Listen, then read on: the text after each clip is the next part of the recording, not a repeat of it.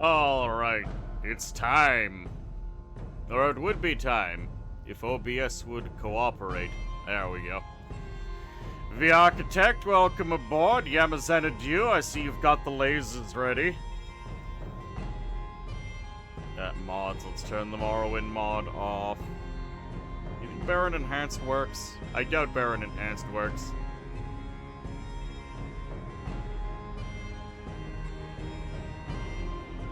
Whatever, we're just gonna play totally vanilla for now. Enormous map, random era, all of the usual. Yeah, I wasn't going to give up Tukid. Alright, whatever. We'll play on Butler. We're not really all that concerned about the enemy. What we're concerned about is checking out the new boys and what they could do. It's the Guildmaster. That's right. We're gonna be gilding it up. When men came to Elysium, there were individuals who realized that there was profit to be made in the growing markets and towns of the newfound continent. Guilds formed where trade was abundant, and the leaders of the guilds accumulated fortune, influence, and eventually military power to rival that of human warlords. Relying on human troops and mercenaries, various guildmasters established themselves across Elysium. Guildmasters can establish guilds in places of trade. These give different beneficiary effects to the faction. Some guilds give economic benefits, while others give access to superior troops, navigators, or other special commanders. Once a guild is established, it remains even if an enemy conquers a site. However, the guild will not grant any beneficial effects to the conqueror. If retaken, the guildmaster will once again be able to benefit from the guild. A thieves' guild will be economically detrimental and would-be conquerors, and the assassins' guild may even trigger assassination attempts against enemy commanders and armies. Regular human troops of quality. The Money Man, the Billion Baron, the Gilded God, the Currency Count, the Pecuniary Potentate, the Species Seneschal.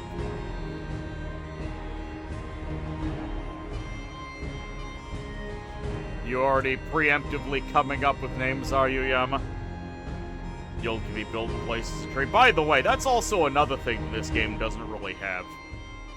Until now.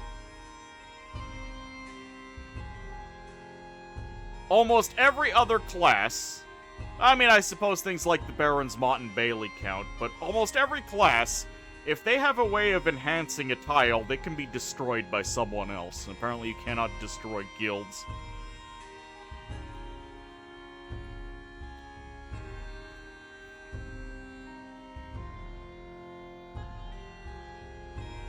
Alright, let's Guildmaster it up.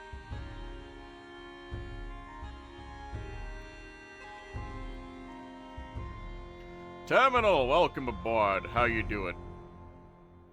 Looks like Illwinter read your mind to create a new class. Seems so. Seems so. I wonder if they have their own music.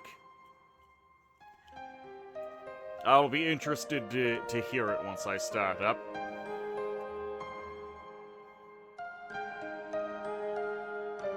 I kind of like the currency count.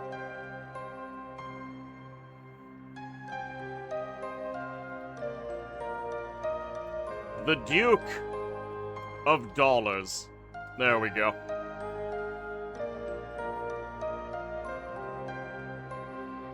I believe the Duke of Dollars is a fantastic name. That's what I'm going to stick with.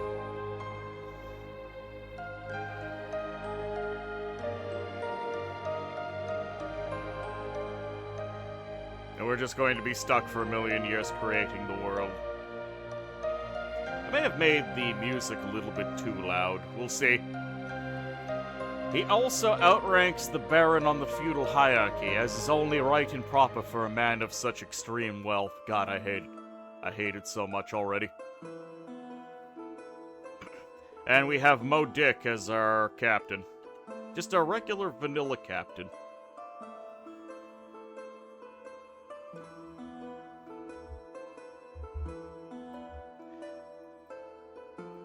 This is not a new track. The new class does not come with a new track. That is unfortunate. So we have the Duke of Dollars, the Guildmaster. The modern rules of society say that nobles are rich and influential, while commoners are poor, and important people shouldn't listen to them.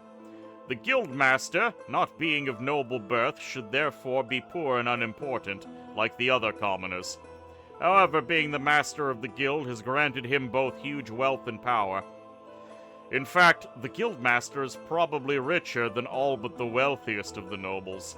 Normally, a large mistake in wealth distribution like this would be fixed quickly by the nobles, but many nobles are dependent on the guilds or feared their assassins. So it is allowed for now.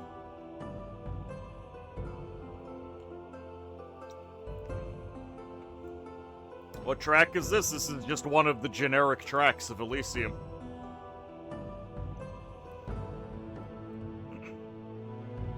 So what do we do? Establish market village, okay. Purge guilds. We are immediately a gem class. And we have trade. Obviously we buy gems. There are 6 snakes here. We start with boat. I kind of want to go out on the boat immediately. We start with catapults, ballistas, and I am very offended that we start with Baron exclusive units. Pikes, halberds, and Zweihanders. So I've already had a little bit of a spoiler when it comes to this class, and let's just I'll put it up front. I'm not particularly happy.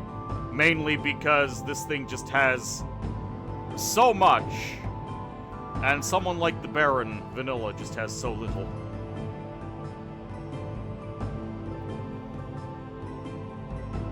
I feel obligated to kill these snakes off.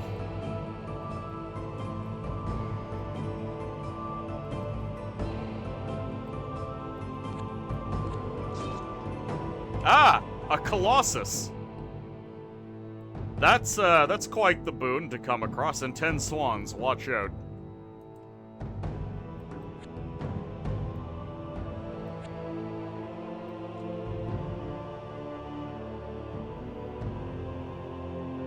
Oh, that's an iron bog. Hello, Kaji. Welcome aboard. How are you doing? A scout for 18 gold. Yes, please. 8 wolves. I want this Colossus. Lift and squat, of course. You had to beat Deathlock to it.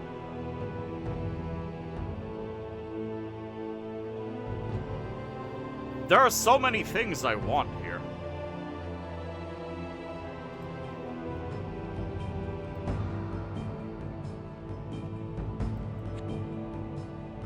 Oh, there are 36 goblins here. Those need to be taken care of. And a stretch. Alright. Oh, back immediately cracked.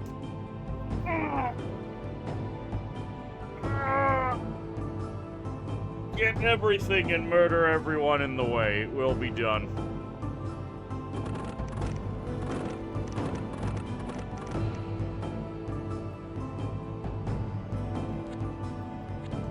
Okay. Oh, another market village. Okay. I probably want that.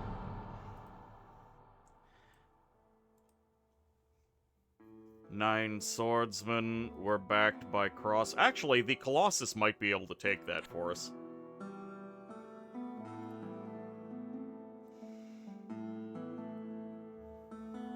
I should have left one crossbowman back home.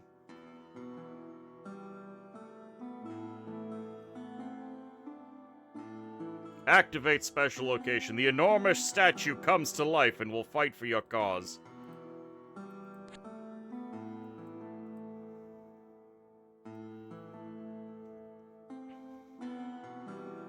The swans are here, and they are menacing. Hello, Causelord. That's a new class that you approved. Somehow I don't think you personally approved this class to be implemented into the game. Do I kill the swans or the wolves? I think I killed the wolves.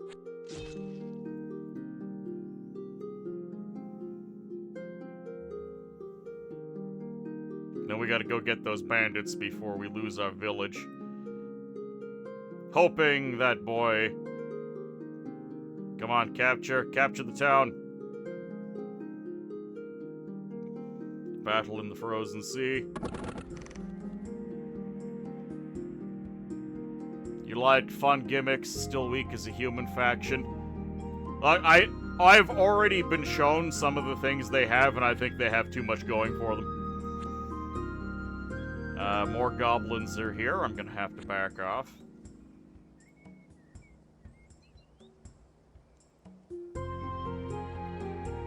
Wonder what kind of guild I should establish. I still have to do my lifts and squats. I haven't forgotten.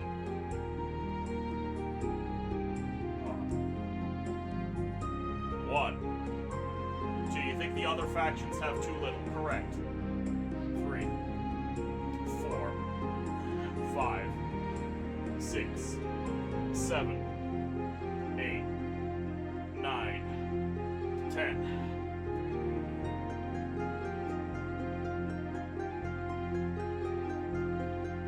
All the guilds feel pretty good, although the Apothecary's Guild doesn't become very useful in Tier 2.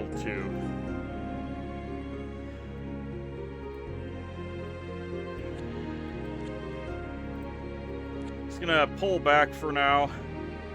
Next turn, I'll be able to learn a ritual, and we'll see what guild we get, and if I'm comfortable with activating it immediately.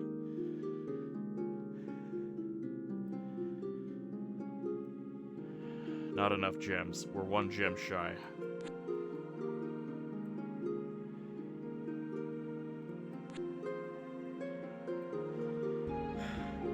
Of course, the stupid statue did not take what I wanted it to take.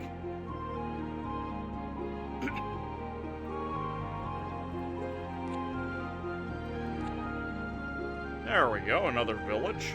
That'll get me some more money. Okay, what do we get? We immediately got 2 versions of the... Wait, we got 2 guilds. We got the Apothecary Guild and the Alchemists. So what's the basic one? Guildmaster establish an Apothecary Guild in a settlement with trade value of 1 or more. Occasionally, Apothecary commanders can be recruited. This chance increases for every Apothecary Guild. Income is increased by 1. Okay. Alchemist Guild. The Guildmaster upgrades an Apothecary Guild into an Alchemist Guild. The Guildmaster can occasionally recruit alchemists. Okay.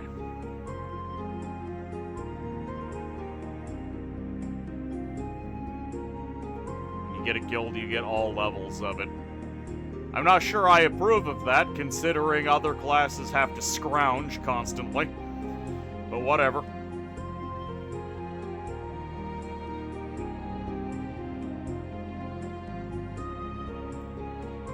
Well, I can set up a guild here and get 1 more gold per turn out of it. I know Yama just said that it's not that great until turn 2, but commanders and extra money early is a good thing.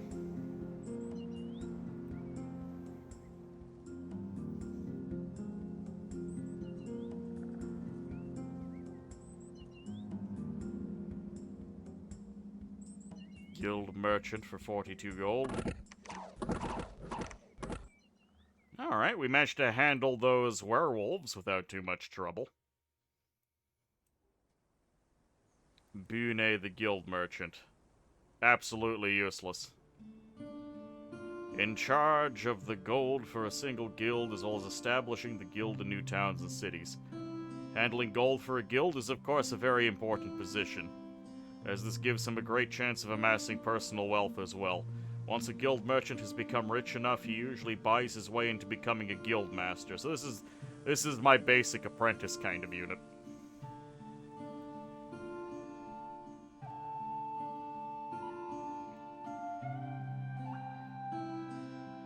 We're buying gems, but we only made 1 gem this turn. Curious. Moose. Moose detected. Statue, please, do something useful.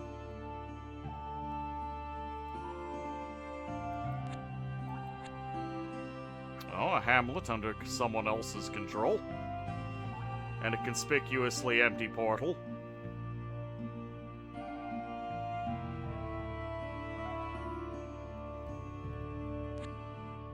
Yeah, I'm not allowing that to be in someone else's hands. Pyramids. A village guarded by 22 levies. Kind of worrying. I see. So, the portal has already been cleared out, and there's a goddamn necromancer here. Level 2 necromancer. I'm actually tempted to just try and jump him and kill him, but if he's got a good level 2 necromancy, I'm not going to be able to stop him. Hello, Mad Crow. Welcome aboard. How are you doing? I am actually just going to avoid this confrontation because I don't think I can kill him. Guilds in my Elysium, Audiosities, welcome aboard. Yes. How you doing, Mad? Mad, I am taking a look at the new class, the Guildmaster. And I can already tell you he's kinda bullshit. But right now, we're fine.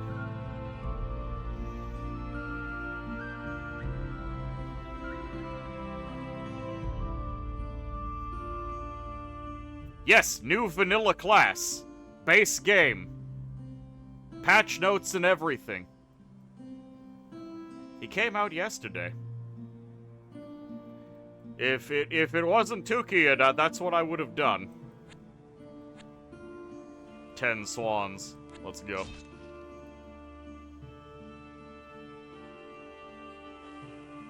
Illwinter giveth.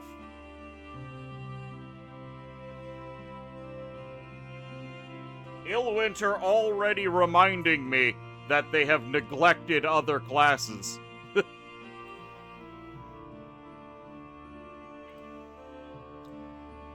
Okay, Apothecary's Guild is gonna be 15.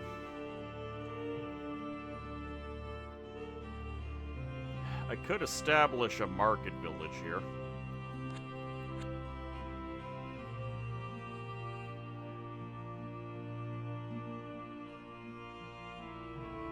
Feels like a mod class. Rely on gimmick for vanilla faction. Just have a lot going on.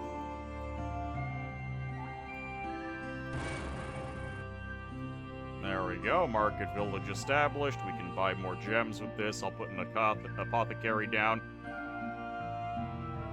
Stupid Colossus is continuing to fail to do what I needed to. I need to buy archers. Your early feedback, the class, is that putting a merchant guild down increases that tile's trade, but not its capacity to hold guilds, and that is incorrect. Also, Calbert, welcome aboard. Oh, more money. Excellent. I need more money.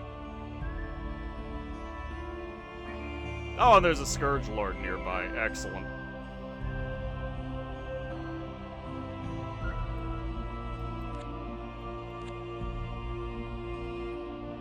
Extra money. Fantastic. I am tempted to put a guild down, but at the same time, I want money for more troops so I can fight these guys.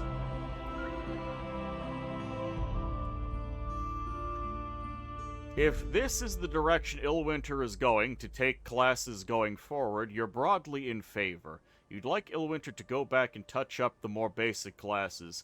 Give them more bells and whistles. You don't want Illwinter restricting itself when it comes to making new classes because their other old classes aren't mechanically complex enough. I broadly agree with that statement.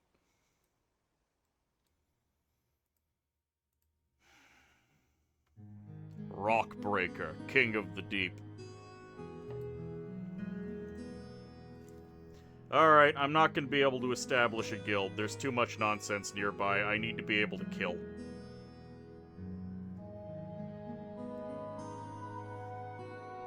Gems are nice. I'm going to have to buy iron. Dryad Queen sucks, and you're glad that it at least got something. I wasn't aware of the blood orgy existing until I saw that patch note.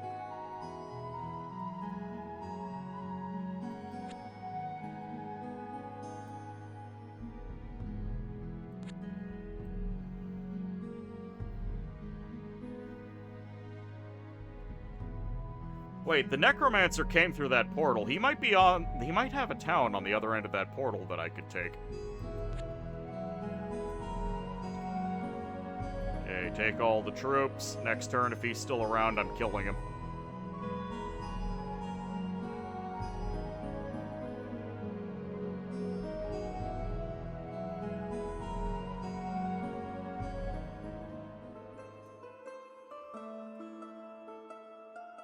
Can't afford the pikes. We'll just have to get the crossbows.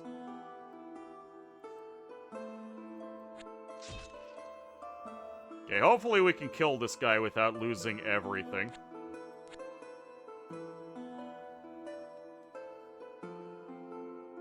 There we go. We got him.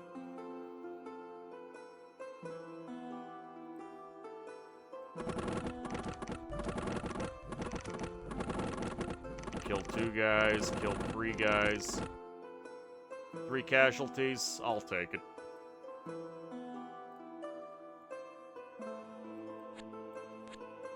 Gotta retake that iron bog. Go back to buying gems. And next turn, I guess I'll get ready to slap an apothecary guild down.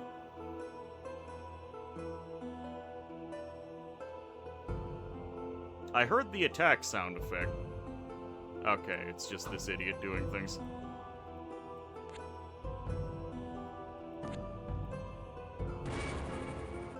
So there's now an apothecary guild here that gives me an extra point of income, and may occasionally spawn something. With all these villages around, I'm actually very afraid of that necromancer getting bigger. I should just charge the strange portal.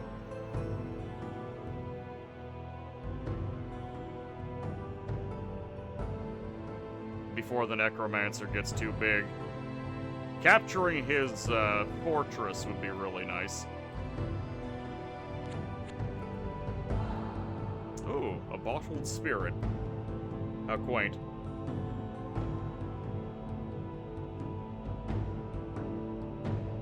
That guy has to go.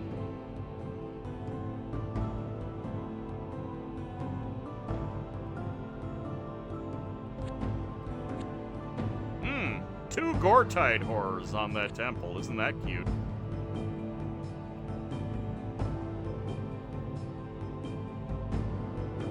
Now I have to chase this guy down. Is the spirit grain or fruit based? I don't know. This guy is only going to be able to move 1 tile next turn, and I will be able to chase him down.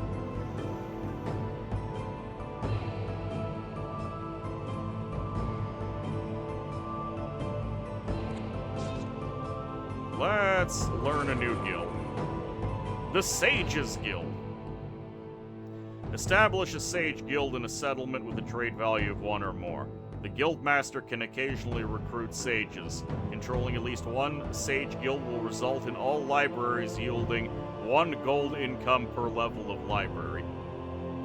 Building this guild will instantly reveal all libraries in Elysium. That is so many different things that you're getting from this. That is disgusting. So how has the Guildmaster class been treating... Matt, I just started. And can it beat the Baron? Yeah. It feels like a mod class in that it actually has a bunch of shit going for it. Access to sages, reveal all libraries on the map, free spawn. Tile enhancements, you start with a boat.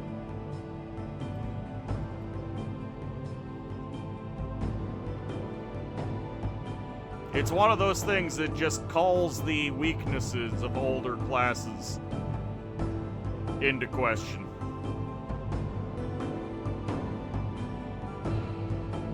Cosslord, I have never disputed that.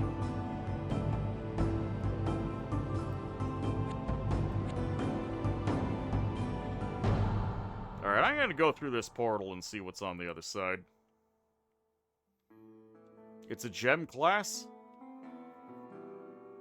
They really made a super cool normal class. Yeah, you invest the gems into building these guilds. Mage's Guild. The Guildmaster upgrades a Sage Guild into a Mage Guild. The library value of this settlement is increased by 1, and occasionally powerful wizards will be recruited. Mages Guilds retain all the features of the Sages Guild. This is just the real human class.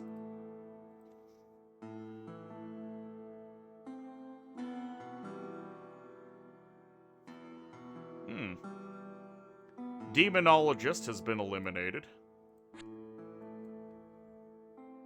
Oh. Okay. I really don't want to be anywhere near these float cat horrors. They can kill all my guys.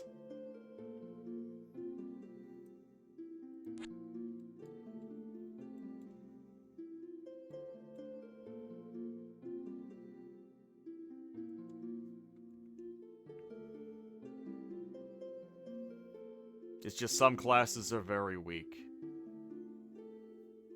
Long-term investments, yep. You can just go full economy. 12 levies. I could probably deal with 12 levies, and I would really appreciate the extra money.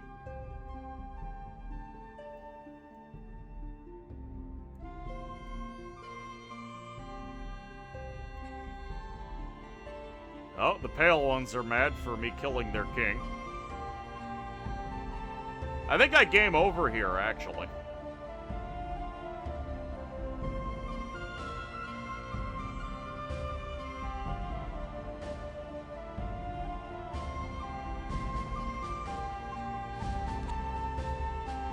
Nope. This is one cave guard. Okay, I can hire that scout. Giving me one arch. This crew is gonna kill me.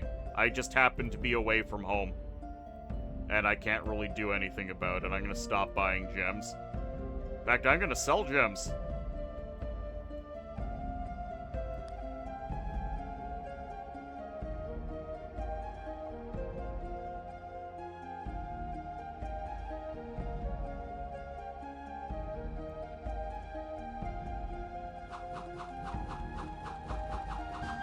Well, at least it took care of that. He might still attack me, and I can't really stop it. Famaragast the Apothecary. He has level 1 Apothecary magic. Apothecaries claim to be able to heal almost every imaginary ailment, including the incurable ones. Although some of them have studied basic magic, most often are not even capable of even the most fundamental healing spells. Instead, they rely upon concoctions made from herbs and mushrooms, usually gathered from the surrounding fields and forests. Of course, gathering herbs is somewhat dangerous, but not enough to justify the price they charge for their healing services.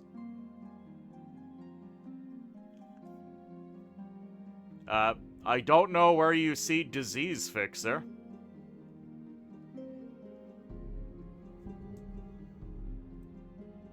I mean, I could buy him, but he's not gonna help me help my one scout defend against this stack that's coming. I need one more turn to get some archers to hope to be able to defend this, otherwise I'm just dead. Shame, this was actually a pretty decent start.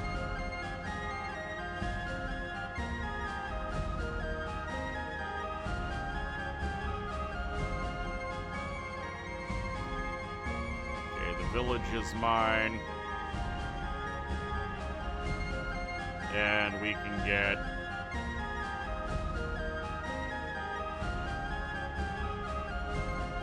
we can get some crossbows.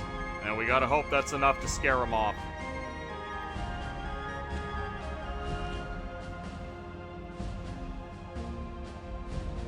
Yeah, and then we lose.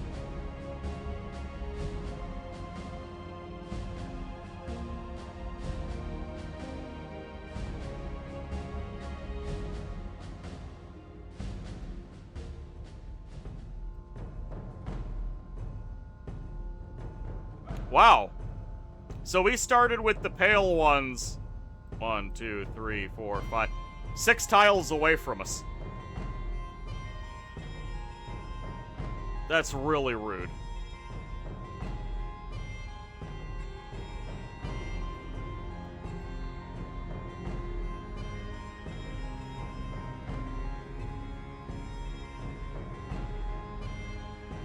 Oh shit, this would have been great to find later.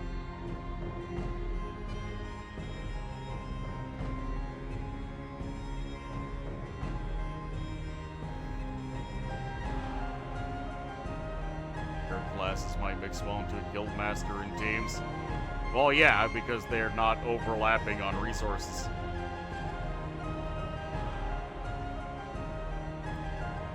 Oh, well, that was a very Elysian start.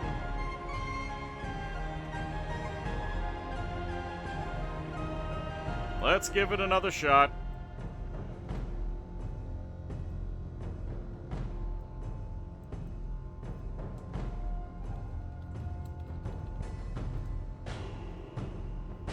At the end of the day, we are still starting as a human class. No, Mad, I am not. If one shows up randomly, I'll have it. I don't know why you want to see the Dryad Queen.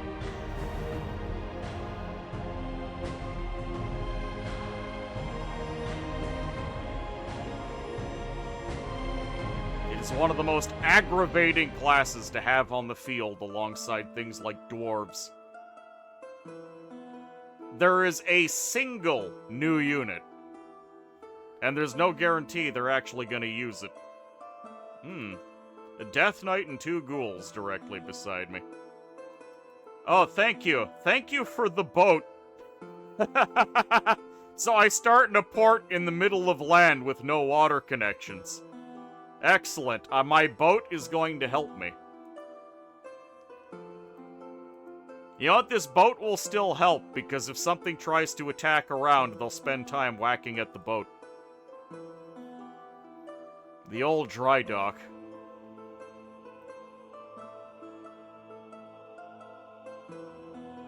I might not even buy gems initially. I need to find, I need to find more money. Buying gems immediately was a mistake.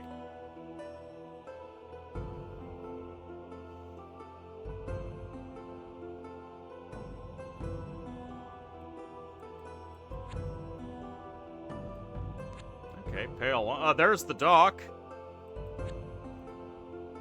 And there's some pale ones to remind me how I died last time.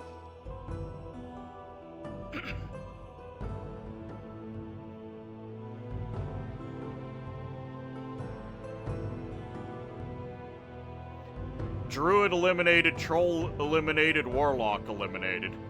Wow. 3 AIs in one turn just died. Conquered by independence.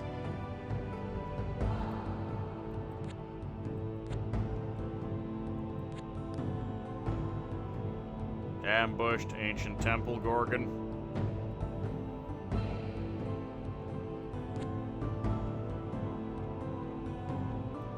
Okay, well, there's certainly stuff around. Oh, I have to buy iron, actually, or I can't get any troops. All of the troops available require iron. I still don't know why I have access to Baron troops.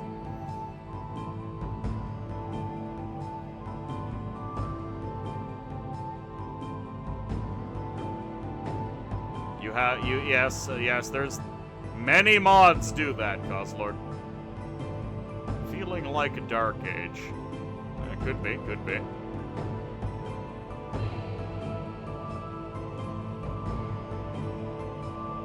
Hello. Spell scroll level 2 on this Kraken.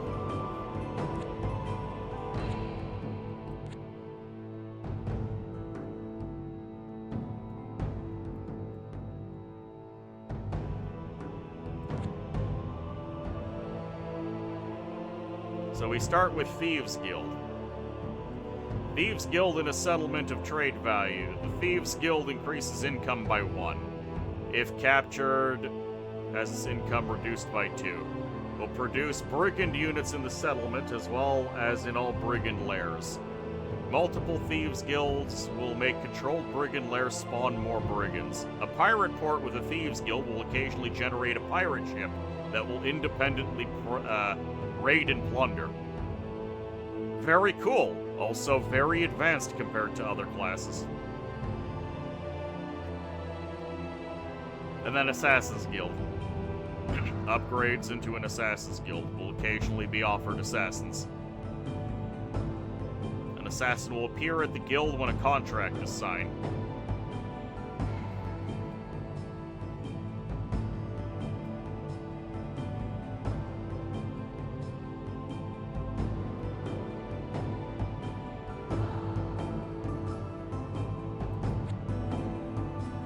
Beanstalk.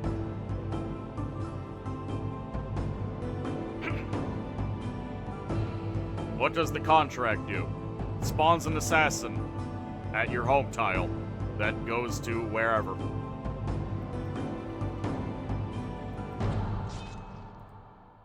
Ooh, Deer Tribe. Can't wait to lose my whole army to that.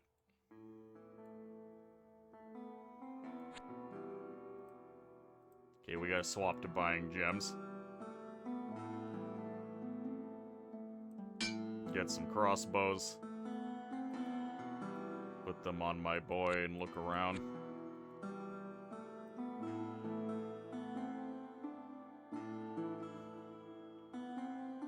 It's like a worse crusade.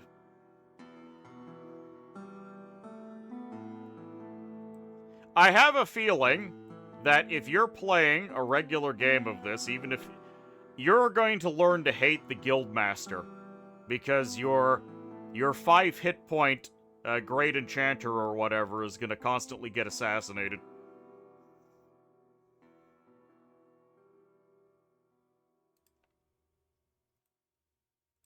Should just get away from those guys.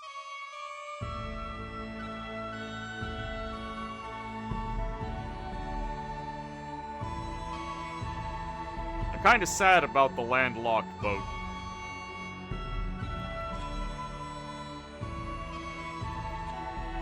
Midwinter. Well, this is significantly poorer than the other start. I should have known better than to go exploring. You can only hire an assassin every 6 months, and it needs to actually path to the enemy. So it's not anywhere near as bad as Hlahu's Morag Tong assassin. Yeah, but still in vanilla, every mage you have is going to be vulnerable to getting knocked.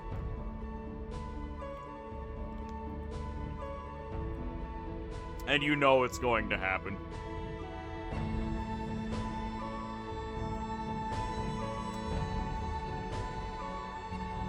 Hey game, how about a scout?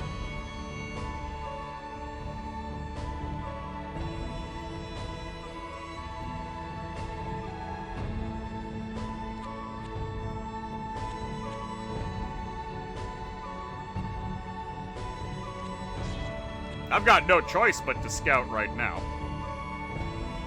Moronic, welcome aboard. How are you doing? Constantly being bombarded by assassins must suck for a class like any of the magic classes. Enchanter has been eliminated. So 4 enemies are already down. Oh, look, it's the Crystal Globe. Couple of forests. Next turn, we'll be able to roll for a guild and see if it's anything worthwhile. I feel like an adventurer's guild would be helpful. Still at work. Ouch. An orb to ponder. An orb to occasionally spawn horrors on me that I really don't want to deal with. Okay, this is an abysmal start. Mad Crow, stretch. Alright, 1 second. I need it. My posture is horrible right now. Traders Guild. Settlement of trade value. Income is increased by 2. Trade is increased by 1. In addition, there will be a 10% worldwide gold bonus. This is disgusting.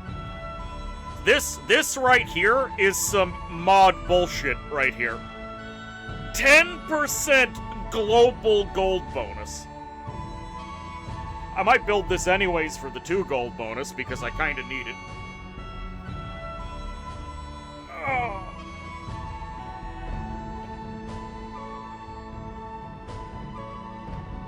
That 10% bonus stacks, yes, I understand. Multiple guilds will increase the buffer.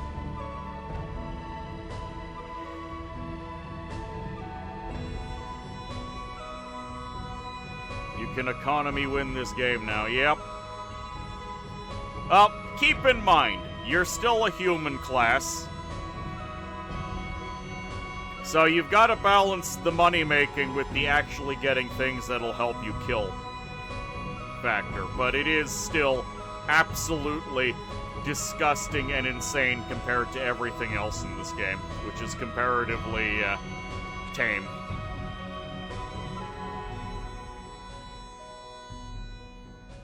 Baron needs this specific guild so much, yes.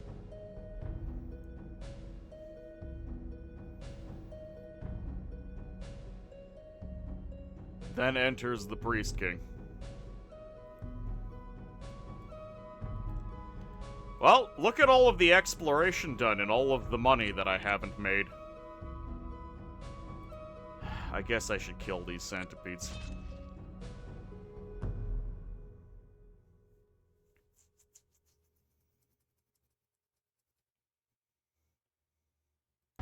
Kill them all.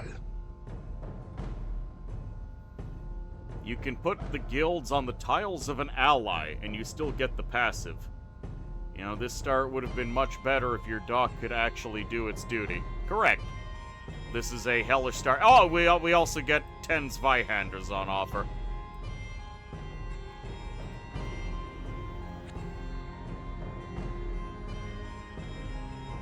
Well, I guess we'll try and go south then. Wait, by learning that, did I learn Purge Guild? No.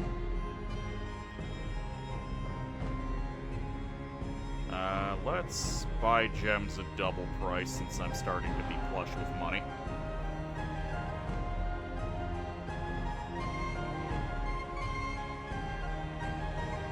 The hell is Purge Guild? It's Remove Guild.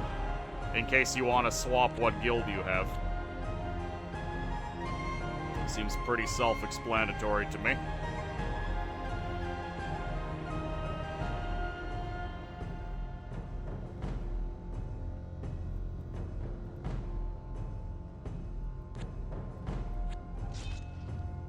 Give me that coastal hamlet. Maybe we'll kill that Kraken next. You thought it's a guild of purgers who effectively hunt vile non-humans like witch hunters. You have some mighty strange ideas in that skull of yours, Matt.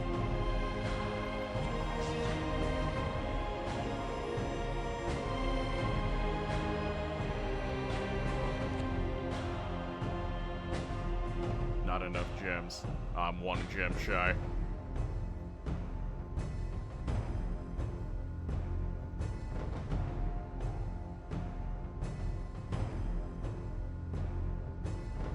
I'm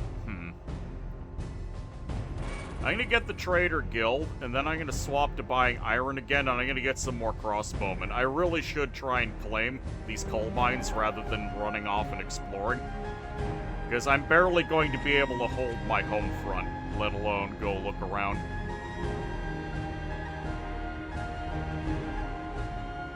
can spawn a good thought every D100 on a 1 only. Every place can hold as many guilds as commerce points. Cities with 2 commerce can have 2 guilds.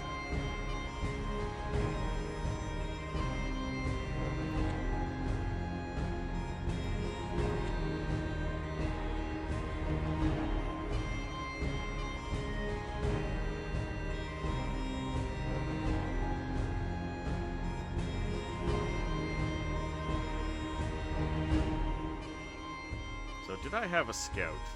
I did not have a scout. We need that scout. 2 moose. Well, we have a scout. We have a bunch of crossbows. I'm not going to pick a fight with the moose without my extra troops.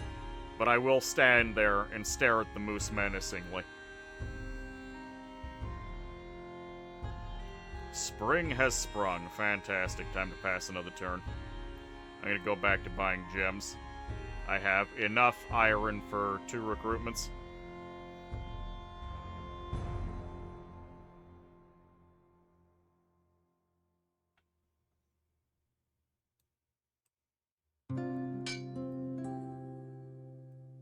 Okay, I have to leave at least 2 crossbows at home to do things like shoot at 2 snakes.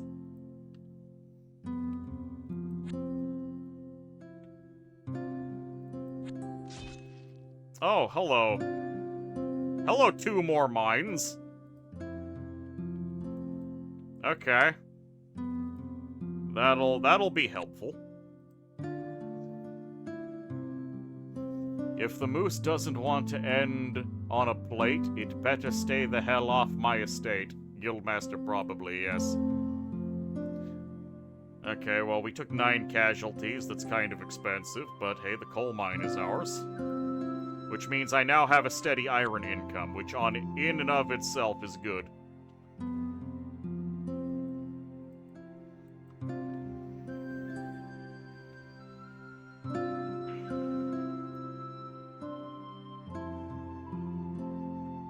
God damn it.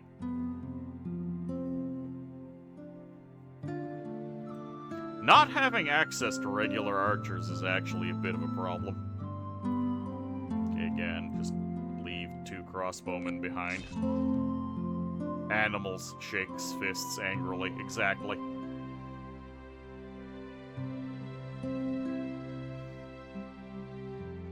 I don't have the ritual currently. But there is a ritual in here. There we go. Establish market village. I can turn this village into a market village, and now I'll be able to build a Thieves Guild on here. Thieves Guilds increase income by 1. If captured by an enemy, its income is reduced. Thieves Guild will produce brigand units in the settlement. So we're definitely going to get that Thieves Guild established. Because I need some sort of free spawn. Oh, hello. Hello, Eagle Warriors. I really don't want to deal with you right now. Okay, right now, we just sit at home. There's too much danger around. Thieves Guild and Adventurers Guild. Idiot units to help exploring. Yes. I would prefer to have an Adventurers Guild, but I don't have one right now, and I'll take what I can afford. The Adventurers Guild spawns teams of, adventurers. D&D party, including level 2 wizards. But they're stupid and you can't control them.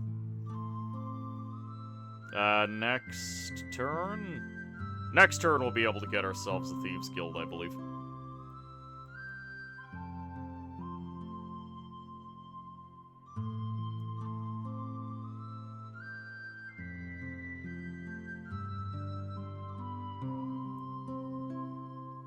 Yes. Not enough gems? Oh, it's 15. God damn it. Shouldn't I have more gems than this? Whatever. We'll just wait.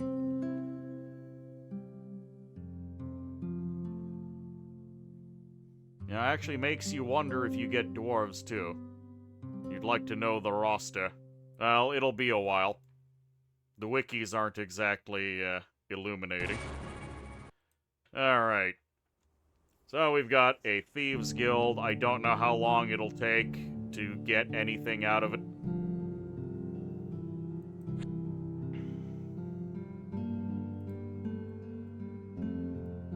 Pale One soldiers. I'm gonna have to get some more frontline troops. And I'm gonna need... I might not even bother with frontline troops, actually. I might just save up and get more crossbows. More crossbows is more better.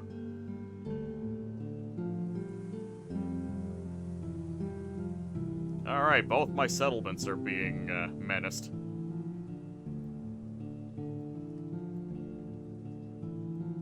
This is somewhat of a poorer start than I was handling before.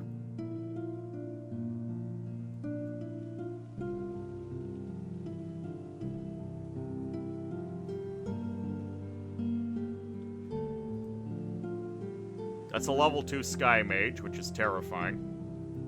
The rest of their boys aren't particularly tough.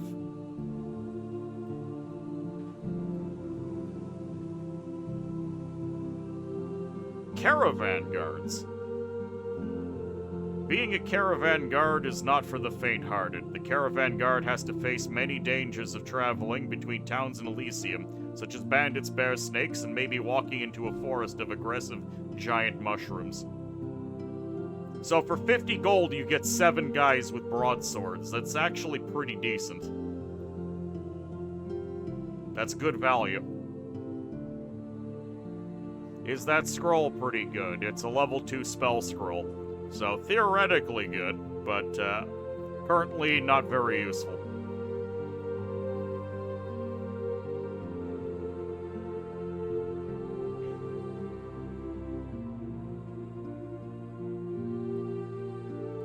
Winter is here.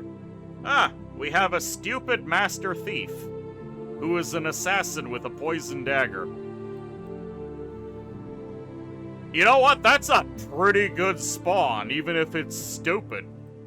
I would very much appreciate if he went over here and assassinated this Sky Priest. That would make me very happy.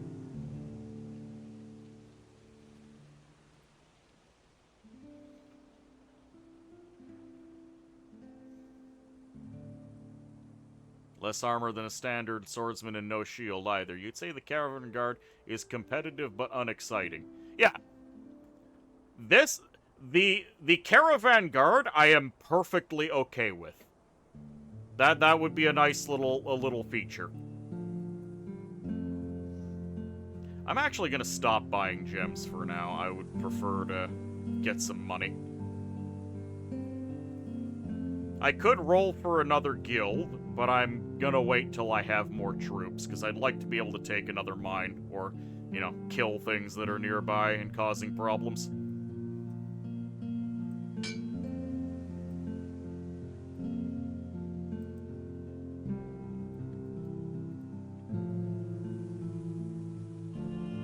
COE 5 always awakens the urge in you to roleplay the Elysium universe for some reason. I don't blame you, it is quite nice to do that. Mercenary Guild respawn is okay too. Deslock, welcome aboard.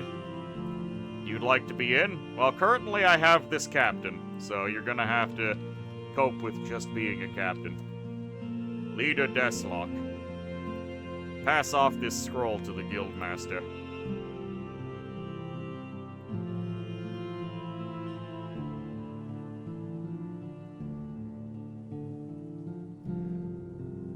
So we have 21 crossbows and 3 frontliners versus a bunch of pale ones that are quite tough.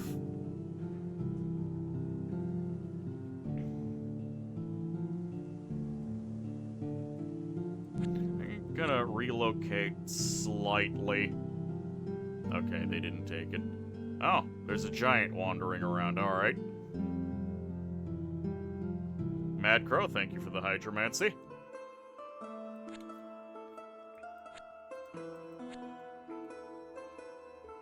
I'm gonna wait for one more recruitment of crossbows, and then I'm gonna go after the hill giant in this iron mine, which should really bass boost me.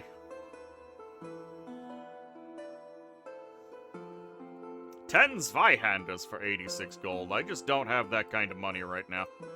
Hey, we have regular bandits, and they count as archers, and they're not stupid. Okay, that's actually great. I just got 5 archers for free.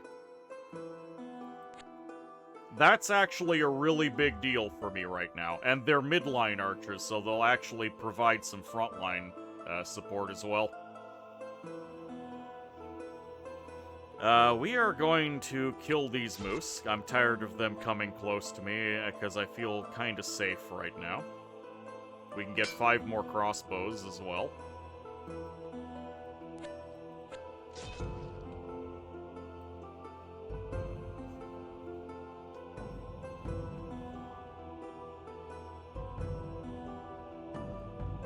We lost 1 crossbow. That's okay.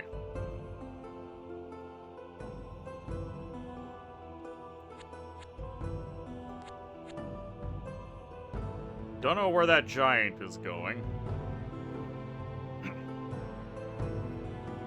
The giant needs to go. Any more free spawn? No. He is stupid. I can't pick up that assassin.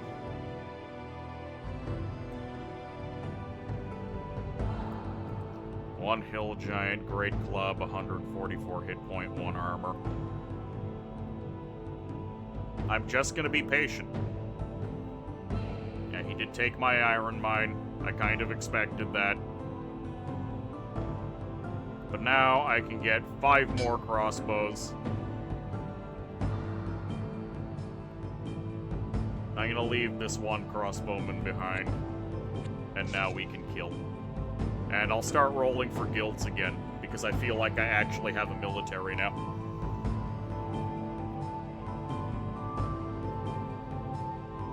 Or, it might actually, since I am so incredibly poor, I might just build more traders guilds, because it's +2 income per.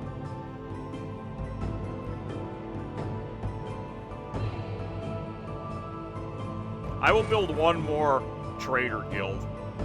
Hold on, if I upgrade to a merchant's guild, I'll get an additional gold, and the worldwide income is increased by 20%.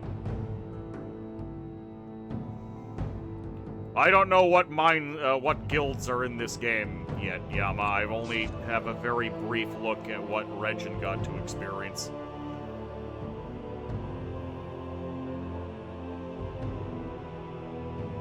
Evil times. Means we actually get a chance of getting more brigands from the merchant guild. Or, thieves guild, sorry.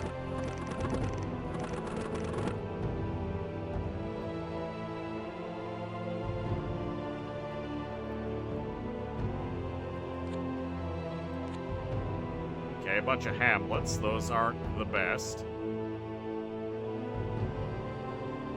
It'll be 30 gems in order to get a merchant guild. I'm not willing to pay that right now. Wanting trade makes the guildmaster one of the few classes that would actually like a southern start. Alright, what'd I get? Miners Guild. The Guildmaster establishes a mining guild in a settlement of trade value 1 or more. Gold income is increased by 1. All income from mines is increased by 20%. Gold, iron, and gems. This is disgusting.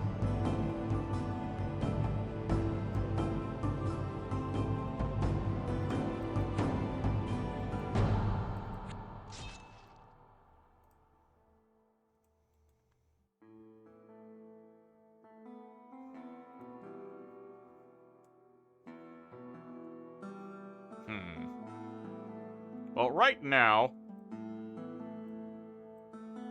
I only have 2 mines. And even if I get these, that's not the biggest bonus. I nearly had a heart attack. Oh, we have Amrod the Brigand Chief, who is stupid. I didn't mean to move my guild master. 10 archers for 107 gold, that's a little bit steep.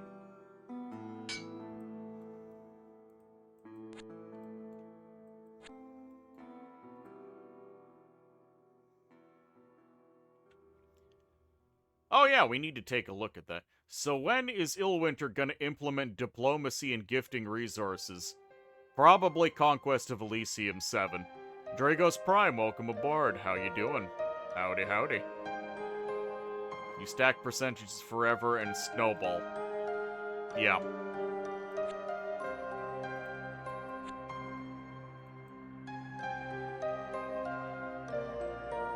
Oh, we didn't look at this guy, the Master Thief. Once a thief gets rich enough, they have the opportunity to buy the Master Thief office at the guild. Being a Master Thief comes with certain advantages, such as getting a cut from any guild-sanctioned burglaries. Most thieves never apply for this position, however. Gambling or drinking away the money first is a much more common behavior for the common thief.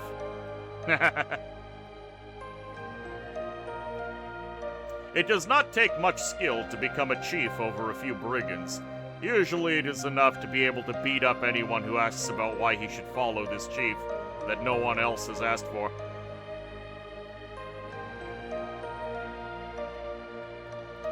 I just beat him up. Master Thief is stationary. What does his perk say? The fact that you only have to do a Ritual of Mastery and the Greater Ritual of Mastery once per ritual cast for this class is funny to you. You'd say that at least Conquest of Elysium 8. Yeah, you're right. He's greedy.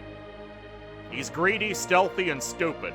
He's not actually immobile or stationary. Alright, something invisible just took my coal mine. That upsets me.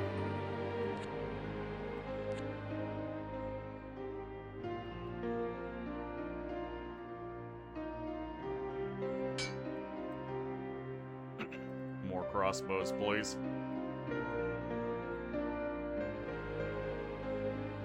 Hey, the brigands retook something for me. Isn't that nice?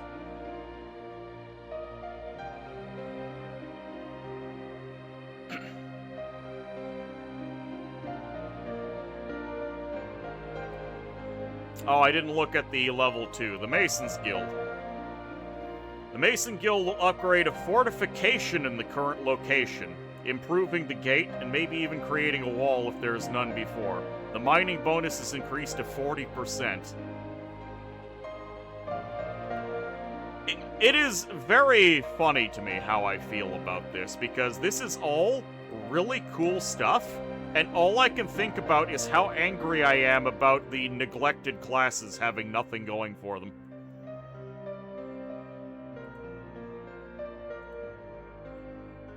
I'm gonna move this scroll over before I use it by mistake. This is the best human class so far, kind of. I mean, I still like the Senator.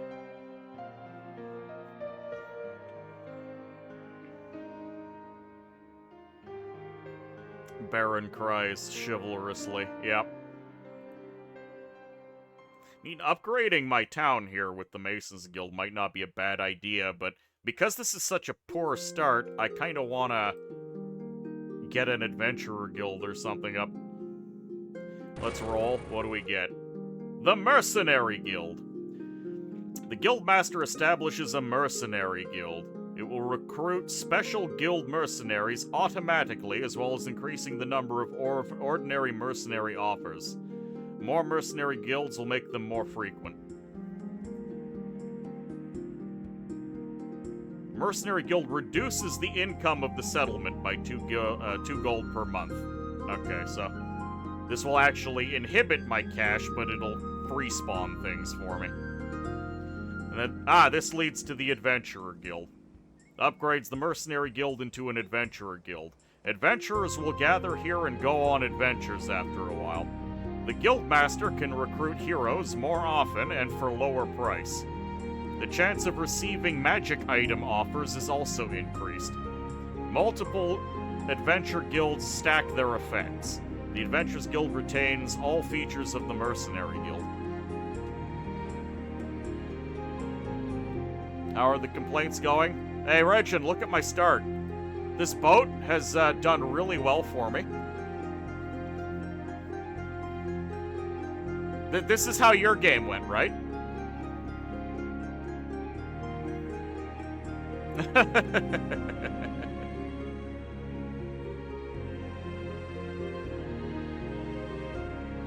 Something invisible took this coal mine. I'm waiting for a thief.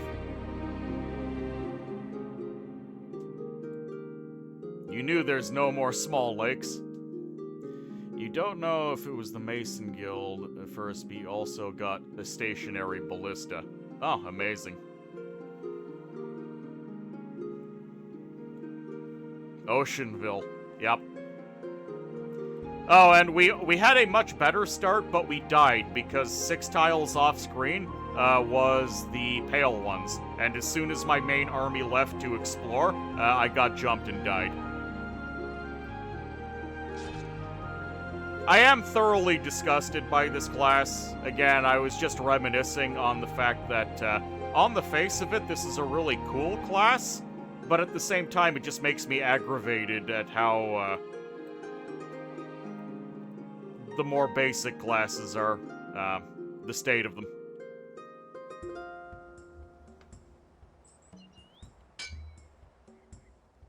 "16 bandits, it's kind of horrifying.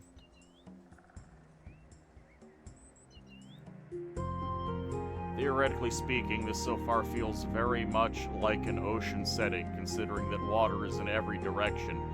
However, landlocked. What was I ambushed by over here? 13 brigands?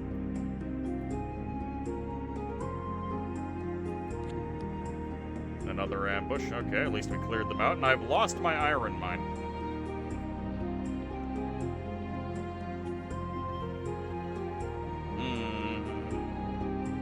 We have 14 crossbows. Bandits beat crossbows, by the way. Pretty handily. It's archers who attack every turn versus crossbows that attack every other turn. And, of course, I lose my settlement.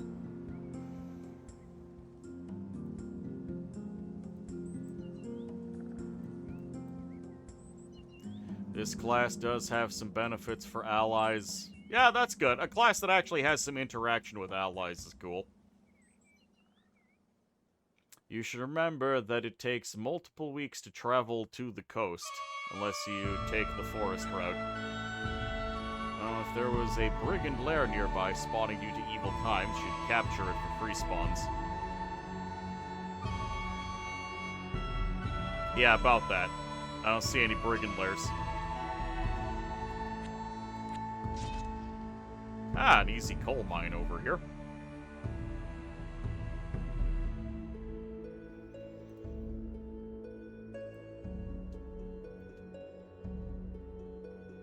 Yeah, I'm just gonna have to wait for those guys to go away. Oh, my first brigand brigade is gone. You wonder if the brigands stole your mine. Or if the brigands stole the mine.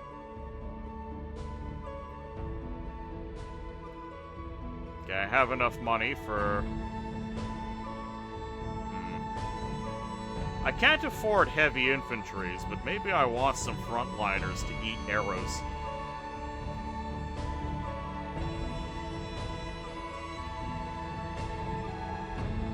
Some pikes with 1 armor.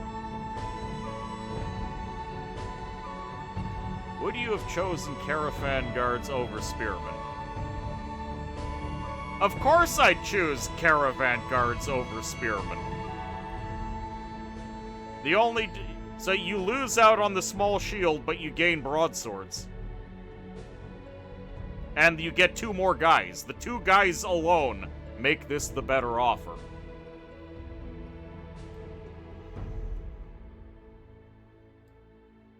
Brigand lairs can be a tad hard to spot. Well, I don't see them.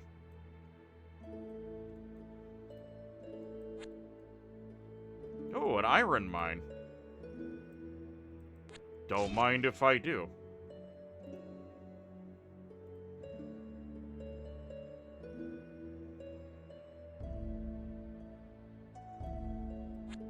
Okay, I'll help myself to that.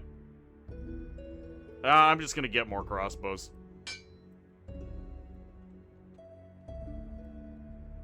Hopefully we keep the Thieves Guild, because I've got a bunch of brigands that I could also recruit.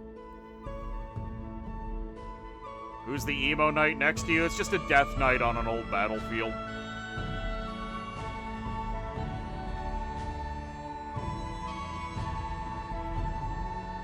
Oh, there's almost certainly one somewhere where I can't see, but I can't do much about that. Okay, now we can kill them. And then we're gonna go up here and take that.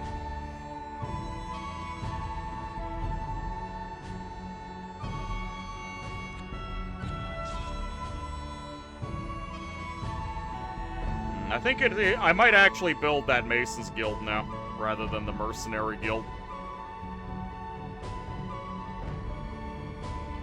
The description of the Thieves Guilds made you think it was just gonna let you know about all brigands' lair, like the Sage one does for libraries.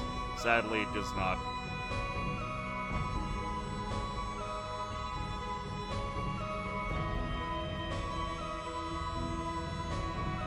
Does it have a name? No, it is just Death Knight.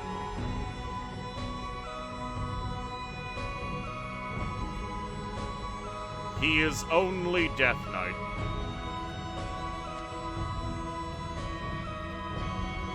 Sign up to his Only Death account. Well, bandits don't reveal their secrets like that. Okay, there's the ambush. Hopefully the Guildmaster survives, or I'm gonna be an unhappy camper. Yeah, he's alive, that's good.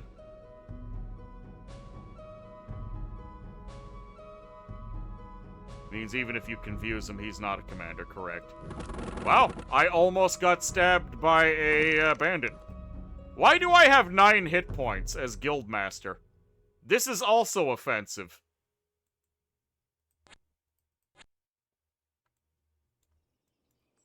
The spineless merchant should not have lots of hit points.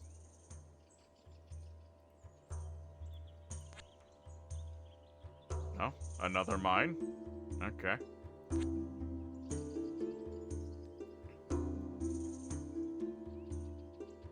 Yeah, I guess the mining guild will pay dividends.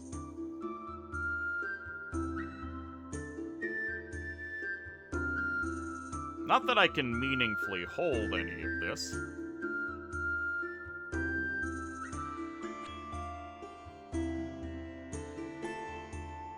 Let's get ourselves some more crossbows. We're up to 40 gold per turn already, which is handsome.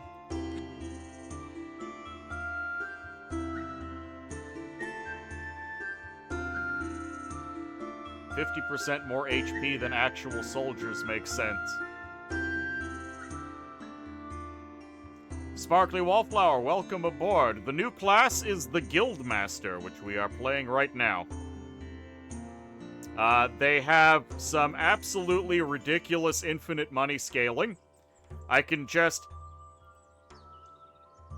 For the low cost of 15 gold and 15 gems, I increase the amount of money I get out of a tile, and I gain a global 10% gold bonus for every time that I do it.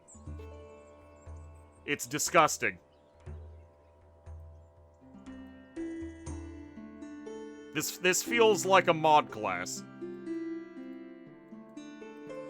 Compared to the usual drippings Illwinter offers you. Hello. There's a village out here. That village can be turned into a market village, which means I can get another guild. Which means it's time for another captain. And we'll get some caravan guards as well. Because it's gonna have to be the Duke of Dollars. And I have to make a decision. What are you building next? That is the decision. Dynamic Elysium is a good mod for this class.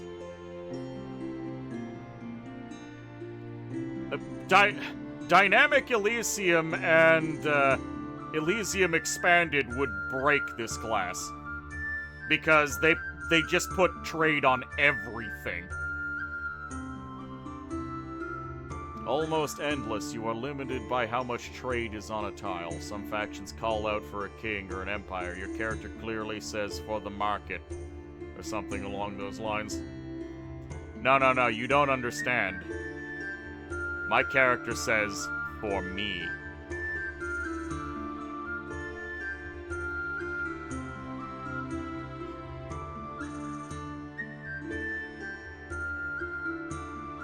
Trade guild on every bridge, tower, brigand lair.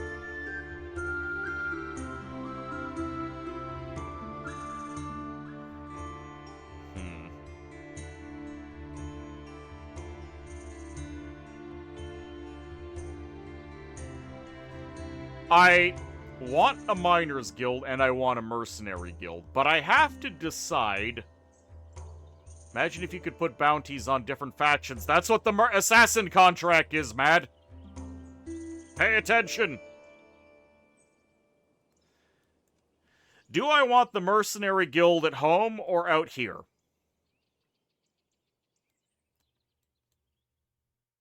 I'm inclined to just put the miners guild at home because I can recruit troops here and I'll have free spawn to help keep this village safe.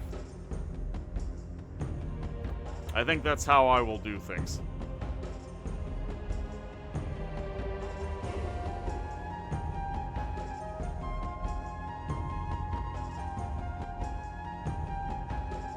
You would put the miner guild in the village for free walls. That is a very good,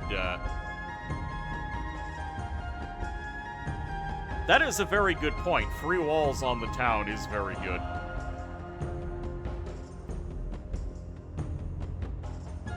Alright, I'm gonna slap down this mercenary guild. It's gonna impact my income a little bit.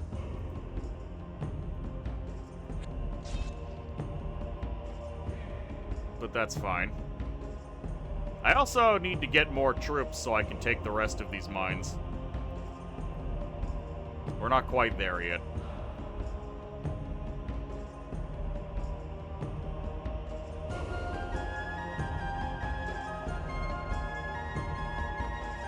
And my troops out there are just going to have to, these guys are going to be dedicated to just holding the mines.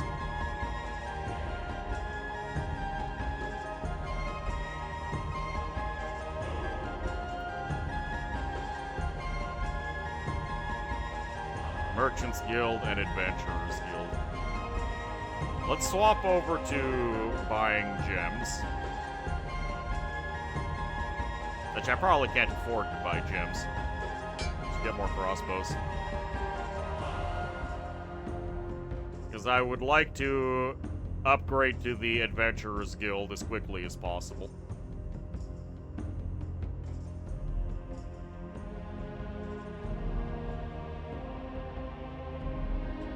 Well, frankly, there's so much garbage wandering around that I think it's worth getting the Adventurers Guild just on the basis of being able to have something wandering around countering them. Caravan Guard. Well, no mercenaries turn 1. I just need to wait for some more gems. The Miners Guild down in this village is something that's going to happen later.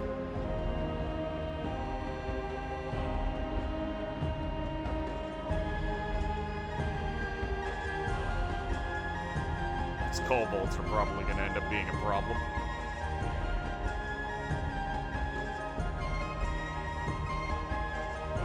Oh, the Sky Boys are back.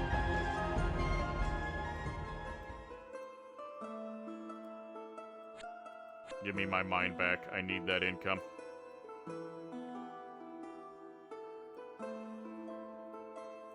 Okay, buy gems. Buy more troops.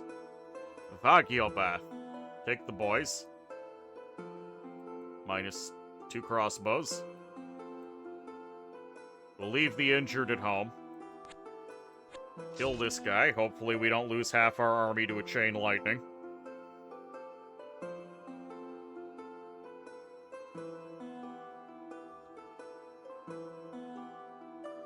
always surprise me you don't use the Y hotkey to end turn. Look, I'm bad at using hotkeys. Always have been, always will be. How'd that fight go? What did he have? He had Stormwind. That's terrifying.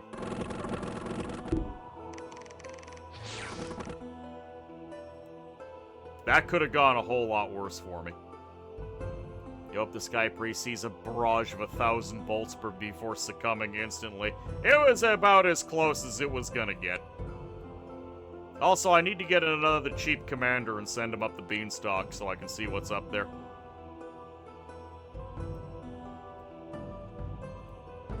Alright. We've established an adventurer's guild.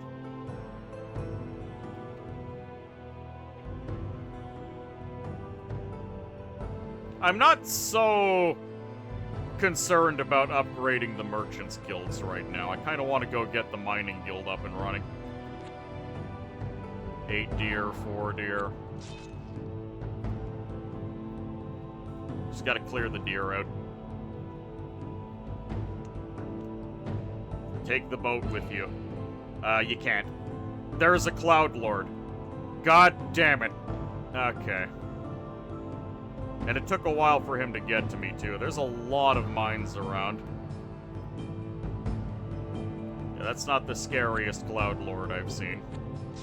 I will probably try and jump him to stop him from taking stuff. Goddamn birds. 10 crossbowmen for 108 gold. Sadly, I cannot afford.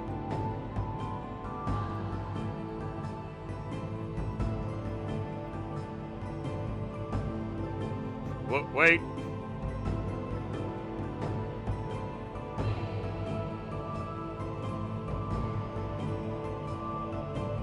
Yes, Matt. All damn birds. The creatures of nature are evil. You got a merc? Triumphant gladiator. Greedy. Blood sports and arena fights are common throughout Elysium. To encourage gladiators to fight, they're promised freedom if they can win grand tournaments and survive. This is a pity, since they no longer partake in the glorious spectacles of the arena, but this promise of freedom is considered a necessary evil to encourage them to continue maiming each other for our entertainment. The current state of affairs is really tragic. Most triumphant gladiators leave their glorious careers and become losers or pitiful adventurers. Outstanding.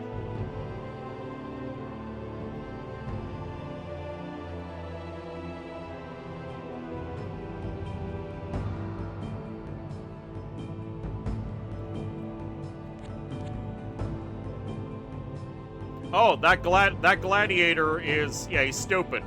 He's from the Adventurers Guild.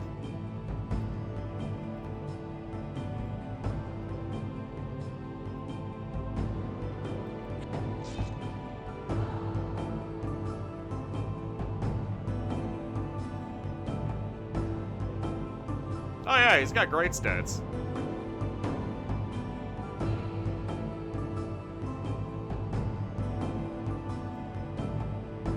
Oh, we lost. That's bad.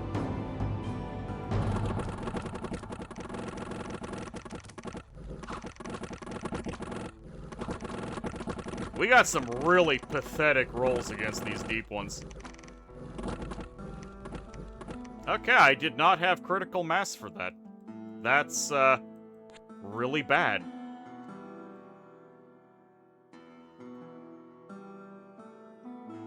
Cavern Guard are no joke, despite the 20% miss chance. Oh, Regin, I read the description of the gladiators.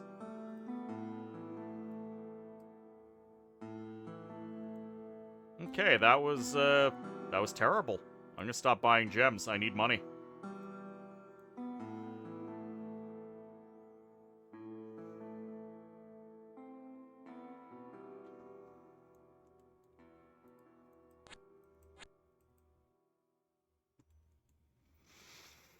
Alright, I am now in a really sorry state. 10 pikes for 92 gold.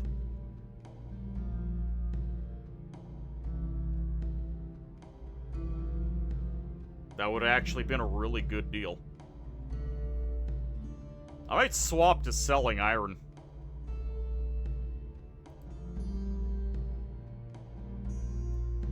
Maybe heavy infantry are worthwhile.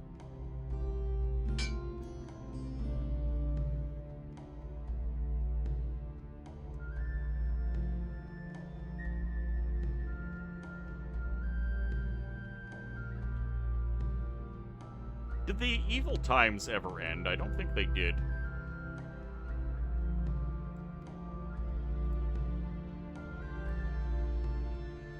They're sitting on the lake, which I can't really deal with.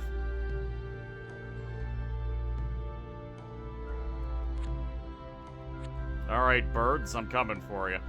And yeah, Regin, once again, Calum is existing, and I hate it.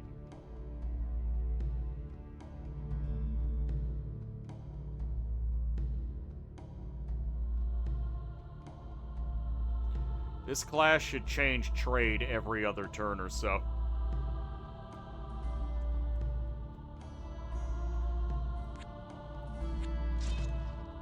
Okay, hopefully we can kill these guys.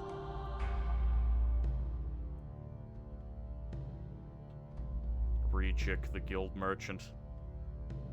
Alright, now I need to recoup my losses.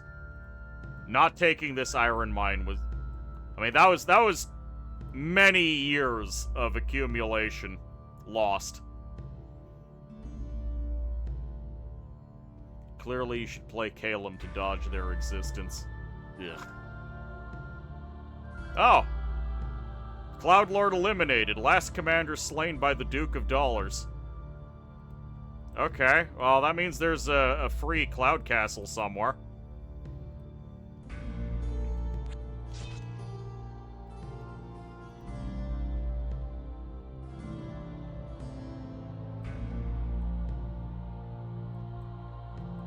Oh, we have a Master Thief. Oh, Guild Mercenaries. Okay, I'll take him. Dwarf. Outcast Dwarf. Mad, you wanted a dwarf, you got it. A dwarf that claims to be outcast from his dwarven colony is most peculiar indeed. It is an established fact that dwarves cannot be expelled from their colonies, and therefore, this must be a dwarven spy that is trying to learn about the adventuring etiquette of civilized people.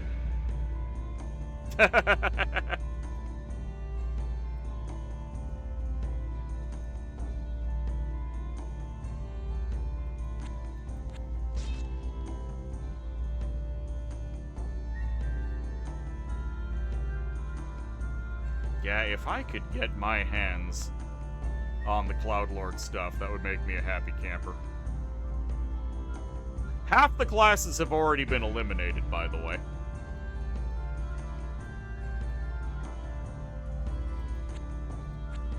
And not by anything I did.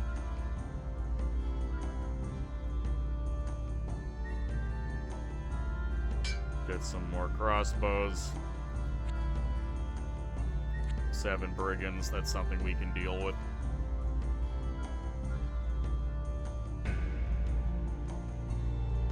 SGS guy, welcome aboard. How you doing? What's this guy's deal? Infinite money. Grave robber is for sale. So, SGS guy, anywhere where there is trade, I can slap down a guild that increases the value of the tile, and in the case of something like the Traders Guild, I get a global percentage gold income boost. So, you just make infinite money after a while. Also, he barons better than the baron, he senators better than the senator. He's just humans but better, and with more money. I unfortunately cannot afford the grave robber. He's stealthy and has a shovel. Although often frowned upon by the church, grave robbing is a time-honored tradition and occupation sanctioned by the guild. Grave robbers can sometimes find powerful ancient artifacts just by robbing some hero that is already dead. By bringing home the magic item, the robber helps humanity, and at the same time robs the soon-to-be undead from a magic item. Some argue that dead heroes would never become evil undead if they weren't disturbed. but this is false.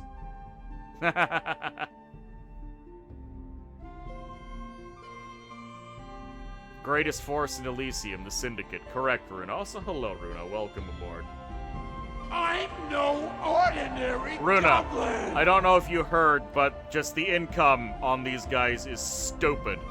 So, Traders Guild. Increase income on tile by 2, and trade by 1, and grants 10% worldwide gold bonus.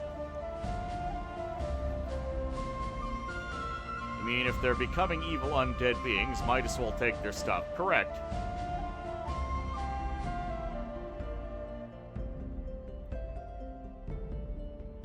So as you can see, my start is kind of crap, so I haven't exactly gone ballistic yet. But, yeah, there's a lot of money on the table. Show her the Miners Guild as well.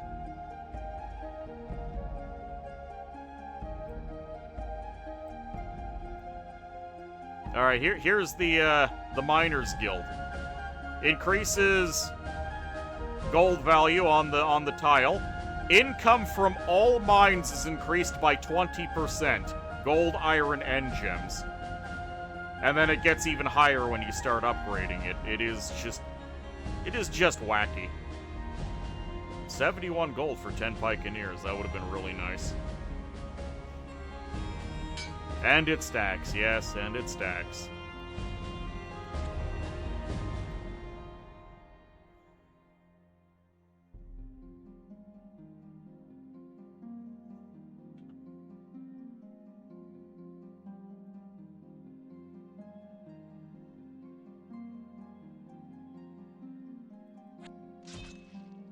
Well, I've got a bunch of adventurers. Oh, hello.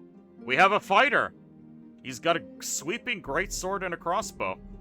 This adventurer is a high-ranking member of the Adventurers Guild, a fighter of prodigal prowess. His many exploits have granted him the favors of the guild's leaders, despite his brusque manners.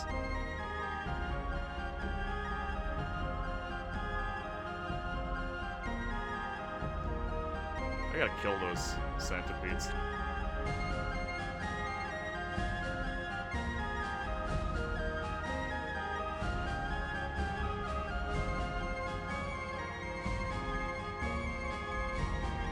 I'm waiting for the Adventurer Guild to form, the Adventure Party to form, and then just get killed by the Death Knight that's next door.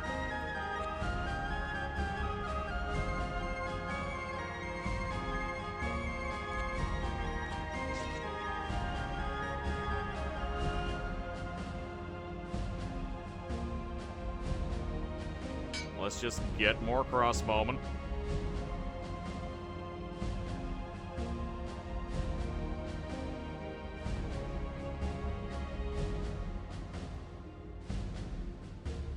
Ooh, the captain died.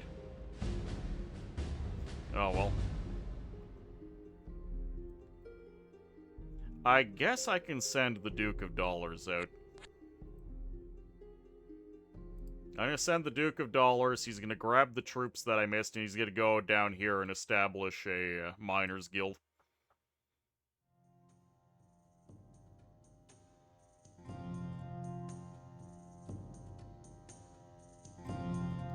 Considering some more heavy infantry. Your first 3 bandit parties ran straight into guard towers and got slaughtered. Yeah, the joy of stupid units. Oh! Hello. Lothar the Animist Adventurer. Magic stones, cloud of confusion, and summon murder of crows. That's ridiculously good. Adventurers like to venture into the wild. Animists like to venture into the wild. What more is there to say? Although not all adventurers are animists. Regardless, any adventuring party in Elysium will benefit gratefully from an animist in the group, taming deer and bear alike. Well, he's got no taming capability, sadly.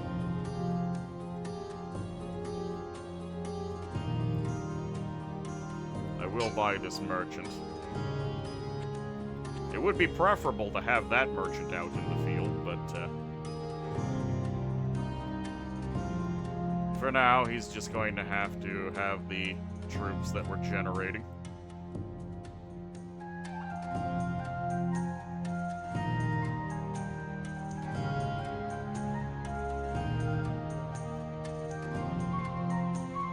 Rituals of Grand Mastery might happen soon. Let's see, what did we get? Mercenary Guild. Ah, yes, the Sages Guild. Establishes a Sage Guild and a settlement with one or more trade, which will allow you to occasionally recruit sages. Controlling at least one Sage Guild will result in all libraries yielding 1 more gold per level of library. Building the guild will instantly reveal all libraries in Elysium. That is busted. So if you're lucky, you can get free spawn pseudo-druid that snowballs with forests. Yes. Oh, a drought.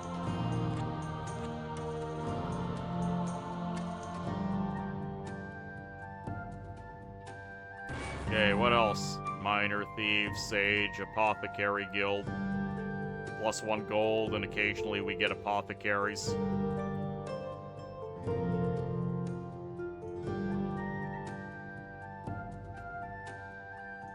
Yeah, let's get some heavy infantry, because we've got lots of iron.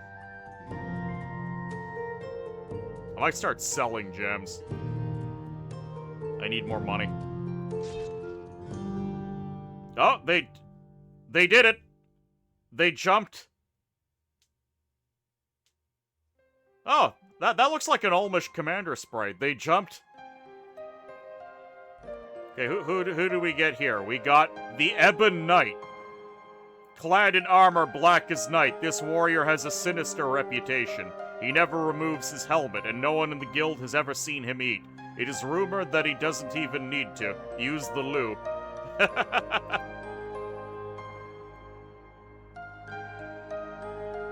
We overlord now. Yeah, he's undead.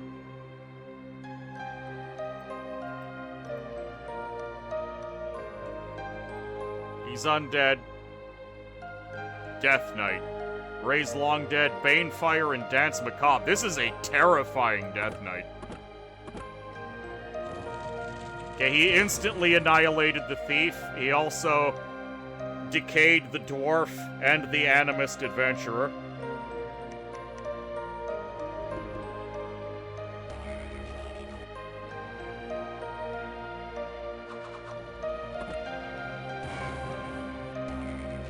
Okay, he's spending all of his time casting spells, but the birds have arrived. These, you can tell these are good birds because they're dead birds. Elder Scrolls reference? Could be. Surprised your adventuring party won. I'm also surprised. It's a good thing we had the Ebon Knight.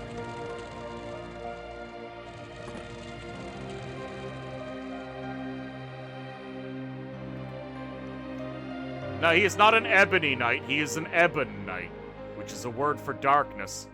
He's a Dark Knight. He's also undead, which is hilarious. I love it. This is fantastic.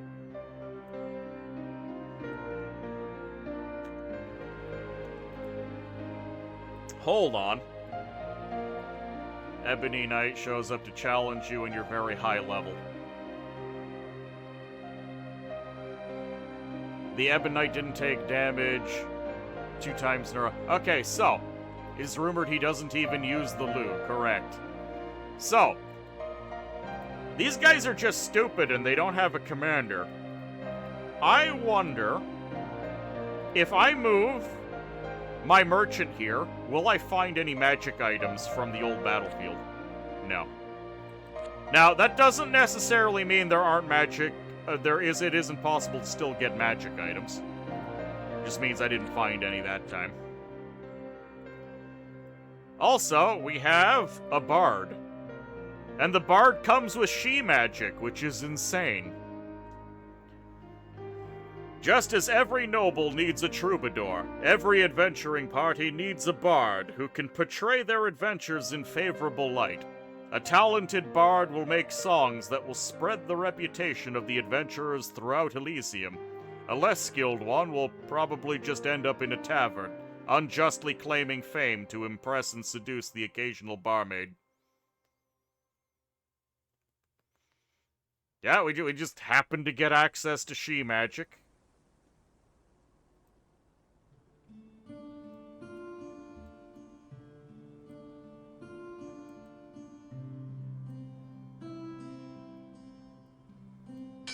Let's get more heavy infantry.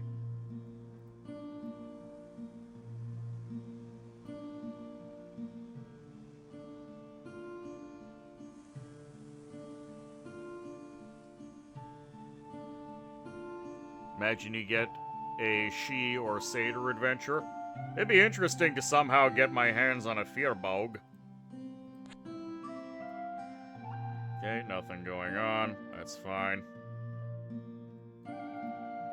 Now, the Animist showed up as a commander, so I'm wondering if these guys are just gonna sit here from now on.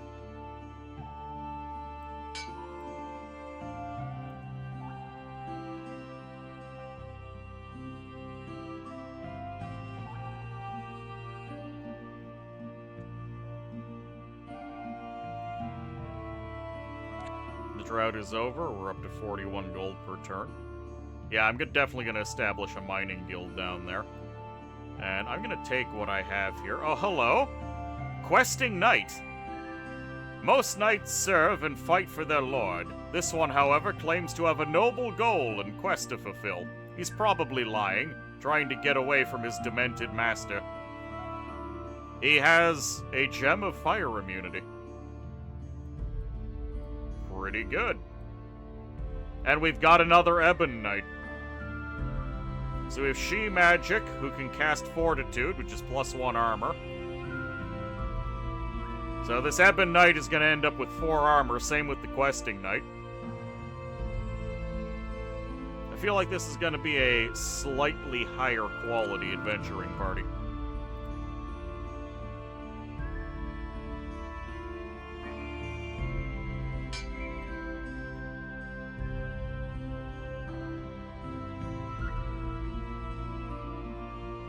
Also, for the record, for those who weren't here when I started, I am not playing with any mods at all right now. I shut it all off.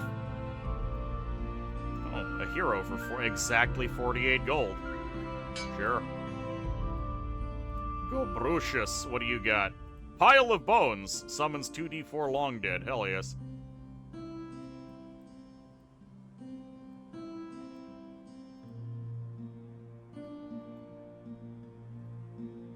You know what? Oh, God. I have to kill these centipedes. They're very dangerous, and Gobrucius is gonna bolster the Thieves Guild here.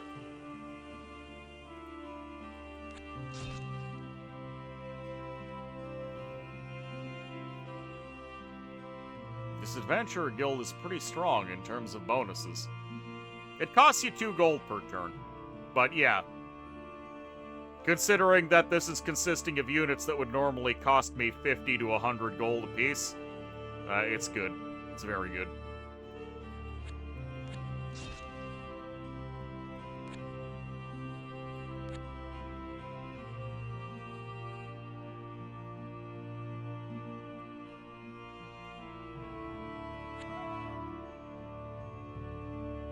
I'm gonna drop this pile of bones off, and this guy is gonna go exploring for me. I need to find more stuff. Madoc the hero? As in, name the hero Madoc? You got it.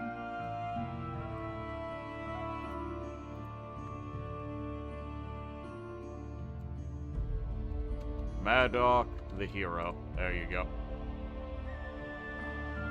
Okay, you still have... Oh, you took these guys with you. That wasn't supposed to be.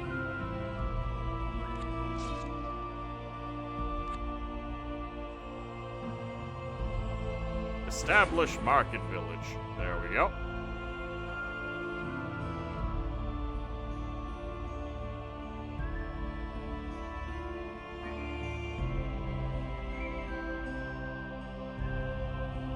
Going to avoid spending anything this turn.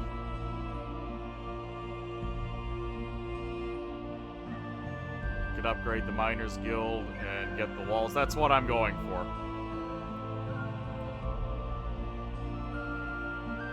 We immediately get the Miners Guild. Do I have enough? Yes, I can get the Maces Guild. Oh, not this turn, though. It will have to wait.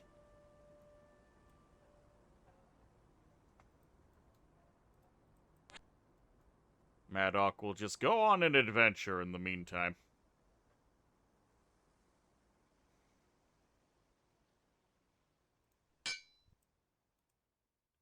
Any new adventurers? Not yet.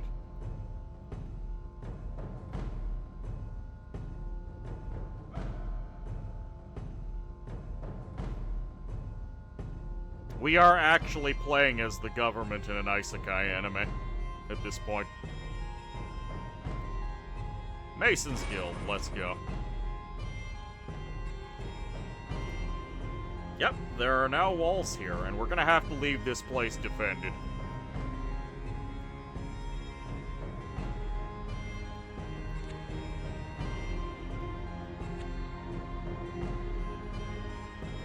Kill those goddamn ants. Falco the captain.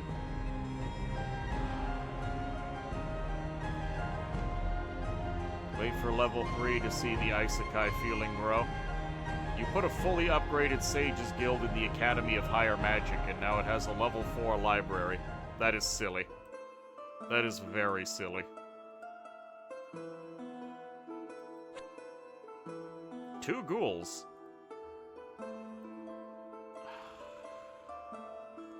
My every desire is to jump on this pillar of power and destroy it. But if I do that, I risk losing my guildmaster. So we're going to back off. Vilgo is gonna come pick up the army and he's gonna go do that. We now have an enemy to start scrapping with. Get another merchant.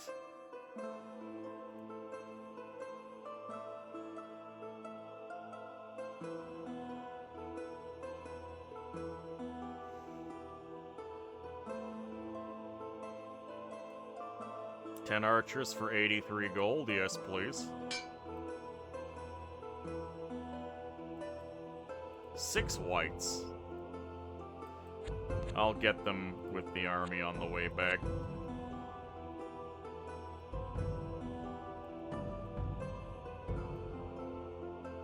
Oh, we have an archer adventurer with a golden bow that does magic damage and fire. Every adventuring party needs a skilled archer. This one is obviously an experienced one, and has probably been a member of the guild for several years. She dons a golden breastplate and wields an enchanted bow that fires arrows imbued with the powers of dawn. A party that can convince her to join their ranks would surely prosper and become ridiculously rich and famous.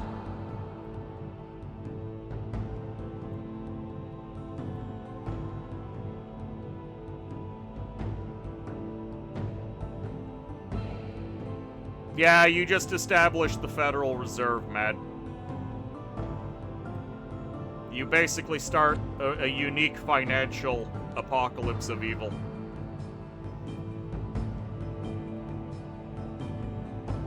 Alright, let's just grab some of these injured guys and take them home.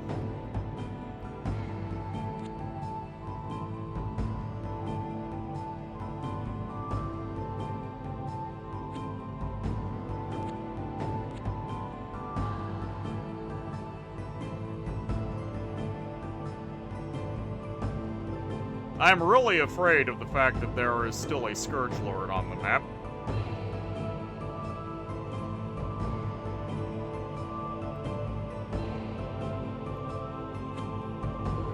I think we'll kill those whites off in hopes of finding a magic item.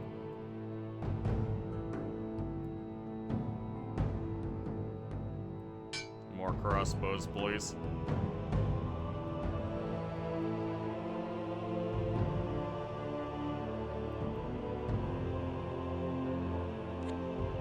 12 brigands, hell yes. Now I can take on these centipedes, with the brigands absorbing the brunt of the blow.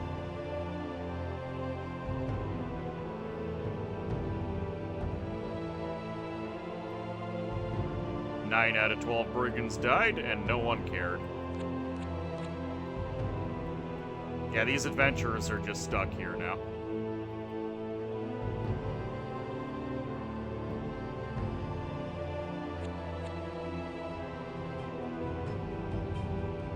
Let's get some heavy infantry.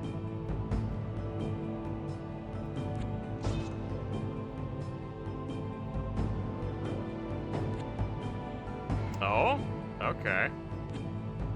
Interesting.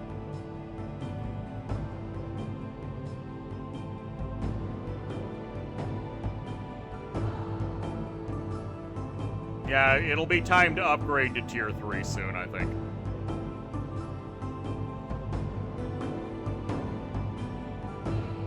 Magic spores and a frostbrand on the old battlefield. Ah, we still lost a heavy infantry. Aggravating.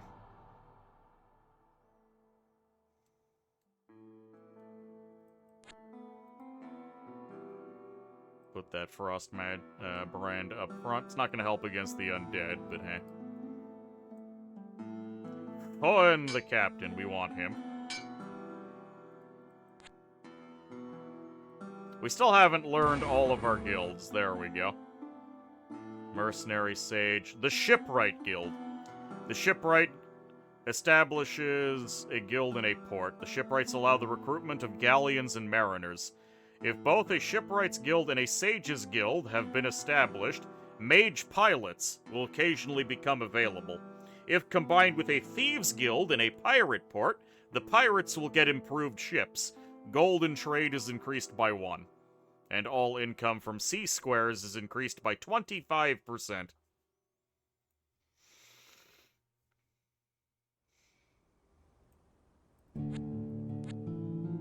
Hoenn, I want you to go up the beanstalk and tell me what's up there.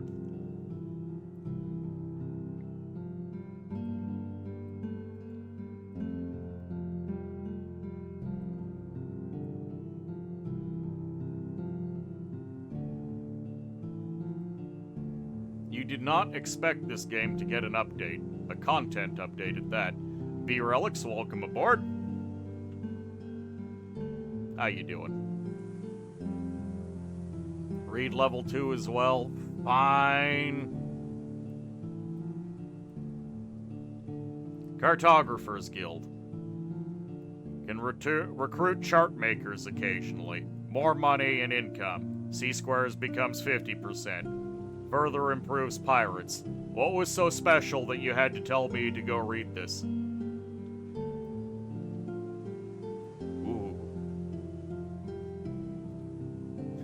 Yeah, the new class is pretty cool. It retroactively makes me angry at how lackluster some of the base classes are. But we've been having a good time.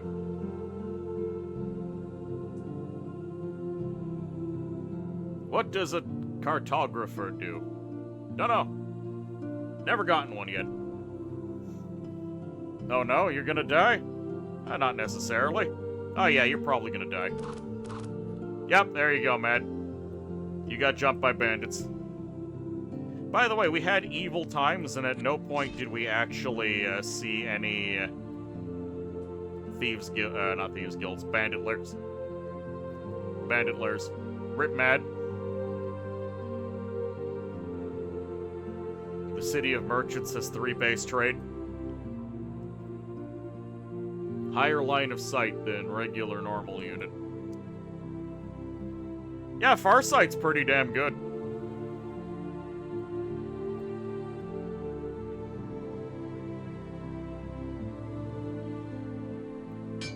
Let's get some more heavy infantry. I gotta clear out these damn mines. Alright, there is a Cloud City up here. Guys, the Cloud City has a point of trade. They do have some Mist Warriors up front, which are ethereal, and that's a problem. And a Champion of Storms with level 1 Storm magic.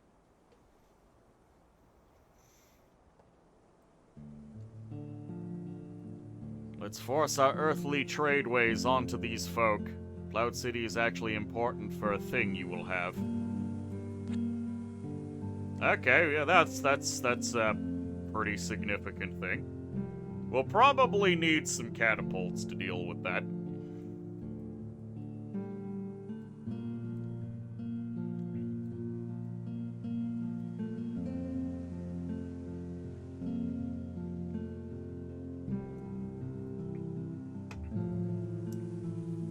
Airships sounds just about right. Don't you mean ballista? I suppose at this point ballistas would be better.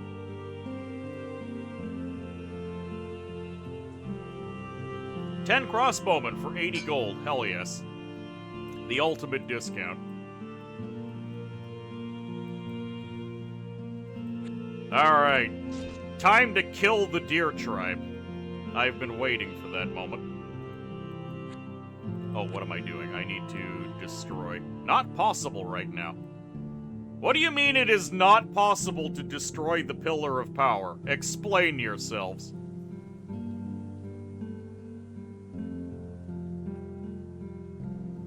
Say goodbye, ye ferals. Imagine an adventuring guild in a Cloud City. All I can imagine is stupid units falling from the sky constantly.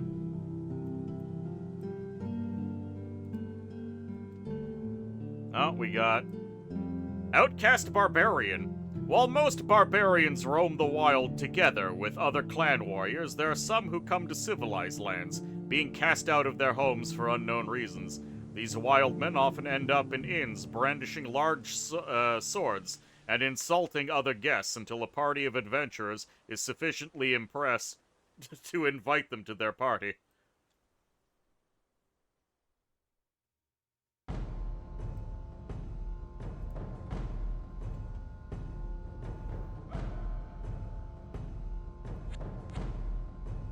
Well, in that case, I swap from selling gems to buying iron so I can start getting my siege power up. Okay, there we go. Now we can destroy.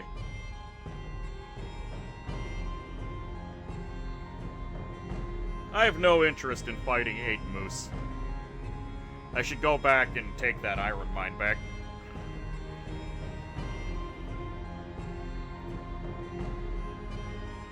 And those serpents need to go. Maybe it's time to go into the trackless wood.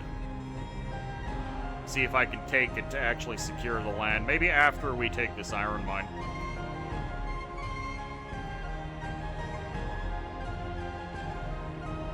Bogliod, the captain.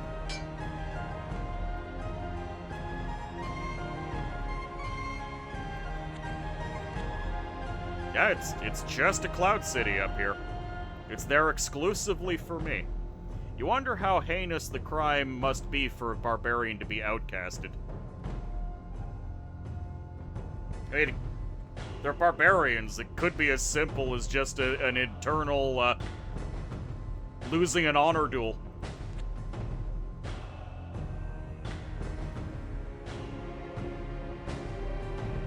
They were civilized. Cloudfolk and flying adventurers. I doubt it's that advanced.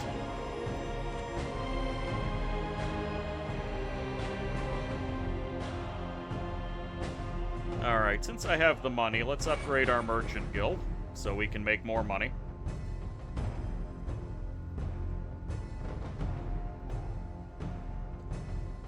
We don't have a lot of tiles to work with, so we may as well make sure the tiles we do have are quite nice. Kinslaying is more common than you'd think. He tried to de-escalate a confrontation. You had the misfortune of no Cloud City in your current game.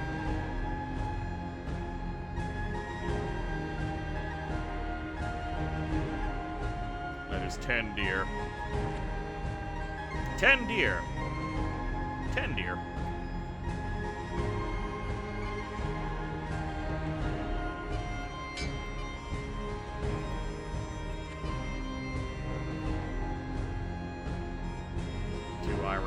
mines. I think this iron mine had a bunch of trolls on it. We'll see. Like elves. Oh, that would be an instant reason for exile.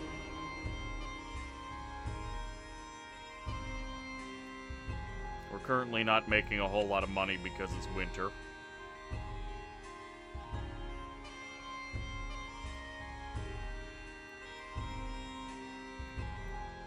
Another mercenary decided to show up, which is fantastic. Oh! Hello? The young necromancer. Necromancy is generally considered one of the lesser arcane arts, and those who study necromancy are often perceived as creepy and unsociable. As such, most young necromancers intent on an adventuring career have trouble finding adventuring parties that are willing to accept them. Adventuring is a time-consuming activity, and adventuring necromancers rarely have the time to perform the lengthy rituals used by stationary necromancers to raise the dead. This is probably for the best, as most adventurers don't want necromancers raising them back from the dead, being convinced that true resurrection is impossible if a corpse has been revived through necromantic means.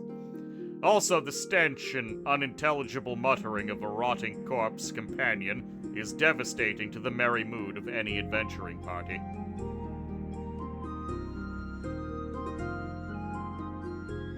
He has strength, sap, and decay.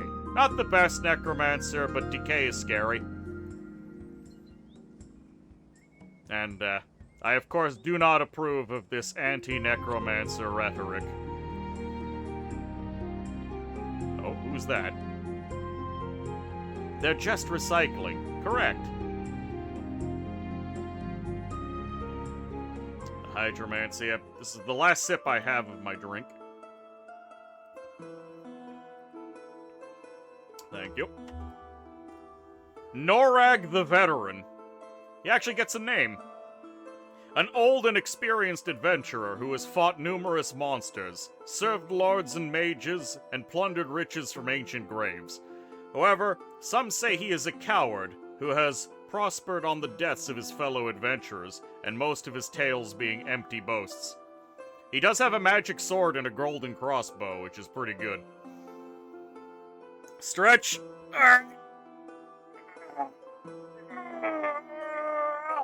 Thank you. Back cracked. That's a pretty solid party.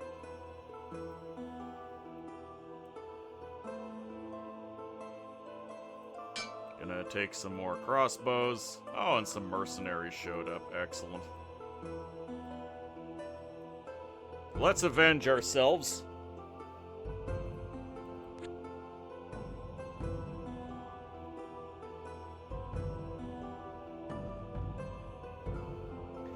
Golden crossbow with double damage to undead. Yes, I saw. Hello, Lily. Welcome aboard. How are you doing?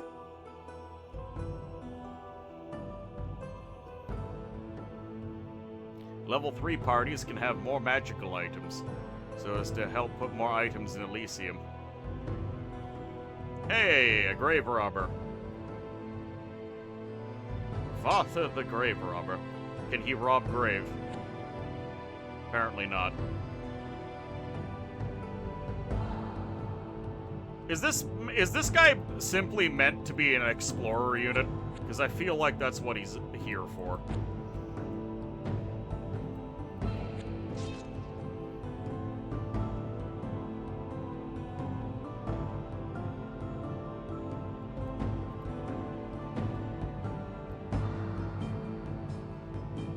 You have no idea about him.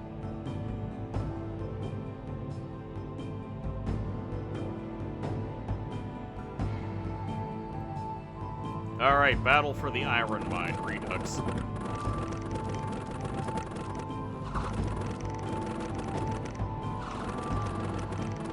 Much better. No casualties, and we got our spell scroll back.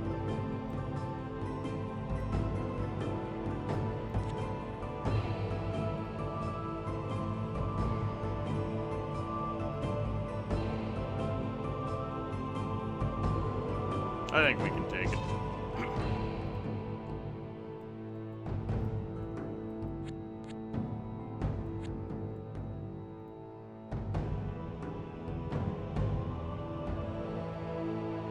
could upgrade the guild here, so I'm going to.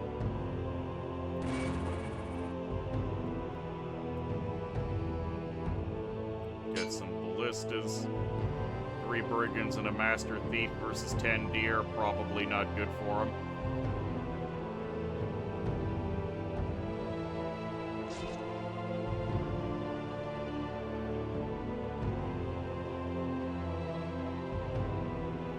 Yeah, we're slowly accumulating to the point where I'm comfortable with having a tier 3 anything. 5 heavy infantry and 1 crossbow took the mine. That's not bad. Let's look at our adventuring party in action.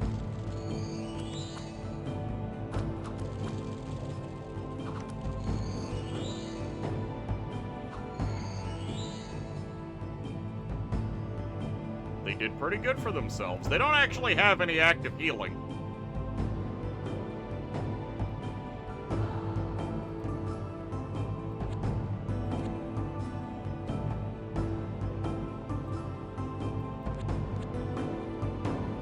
We gotta hunt those deer down. Assassin's Guild.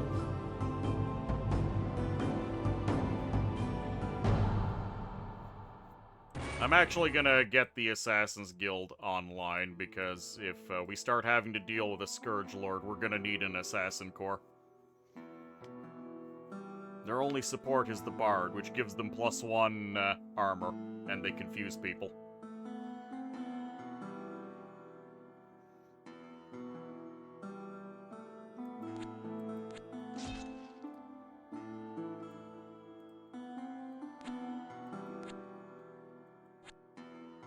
Ah, yes, the Creeping Doom and a Dwarven Ballista in the Savannah. Everyone knows about the Savannah Ballista.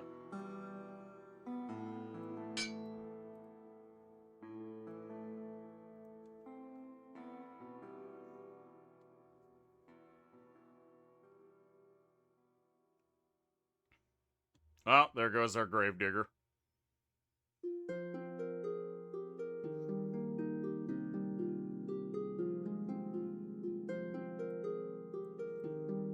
Somehow I don't think he's gonna do very well. What?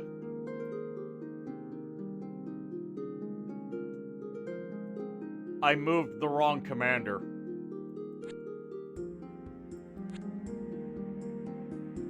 Son of a bitch, I moved the wrong...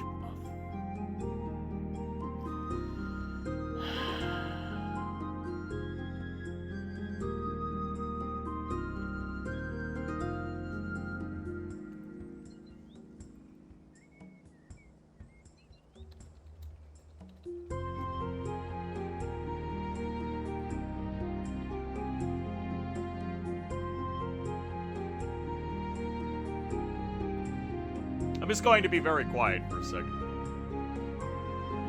Minor misclick, game over. Yep, that's Elysium. I have a replacement, so it's not the end of the world, but I am very annoyed. No, the graveyard has no ability to interact. He's got no rituals or anything, and I already walked over an old battlefield and nothing happened. Hello, Maddest. Welcome aboard. How you doing? Both the mad folks are here.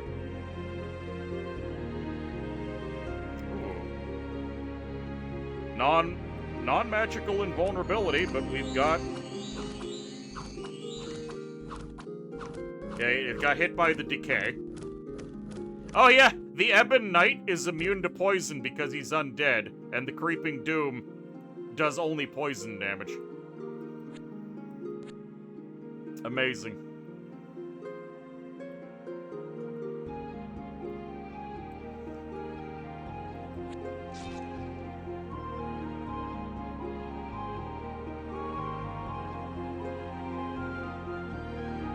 At the very least, the buildings stay intact. I find it very odd. This is also one of the few classes in the game that can do these rituals on tiles, and the rituals don't go away when an enemy captures them.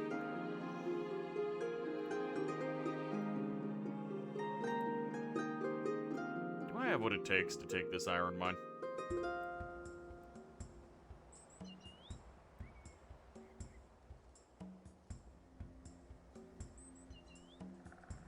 We haven't gotten a second citadel yet, and that is not great.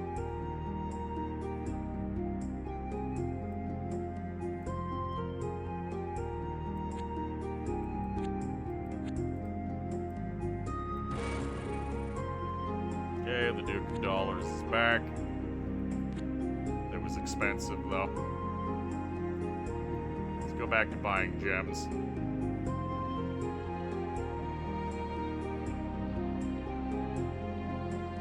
Get some heavy infantry.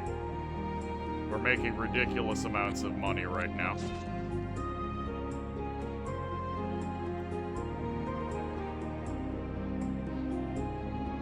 I will pick up Fameric the captain. Maybe we'll get another guild merchant as well.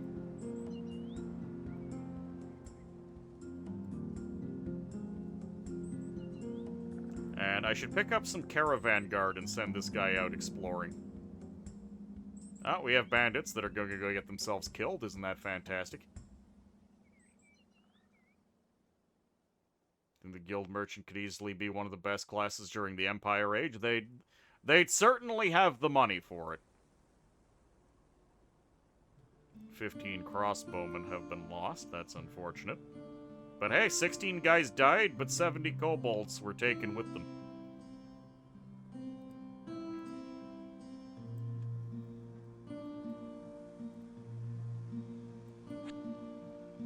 Okay, Tyriok, you're going to take the army. Ballistas and all. We'll leave some of the guys who are injured behind. That's 1, 2, 3... 4, 5, 6 ballistas.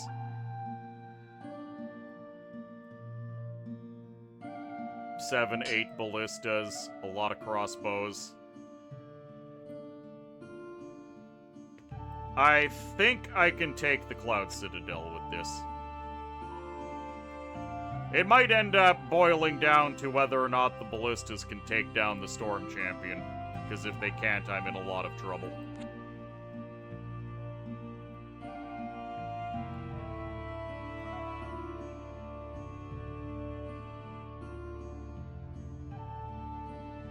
So I've just started a game in the Empire Age.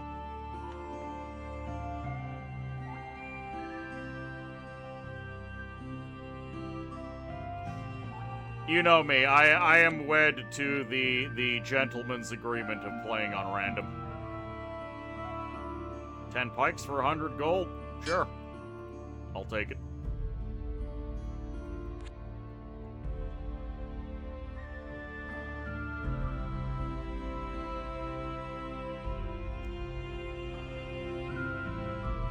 Ooh, what kind of stack is that? I might have to fend them off.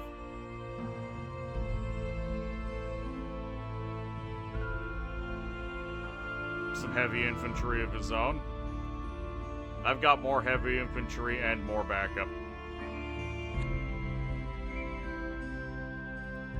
I've got to turn around.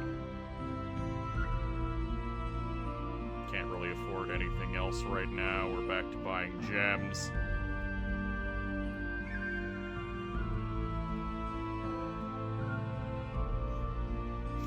You wonder if the hero spawn pool changes depending on age.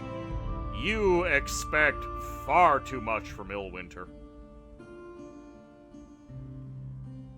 Age-dependent hero spawning.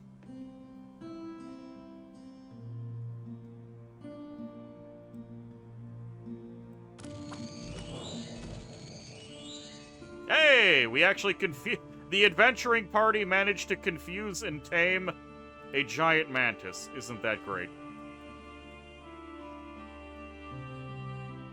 Oh, what do we got here? Irma, the Black Rose. Garnet sorcery. She knows pain and fire shield. New hero. It's a ghost of the old empire. This is straight out of an isekai. I swear Illwinter have been watching Overlord. Or any other number of isekais.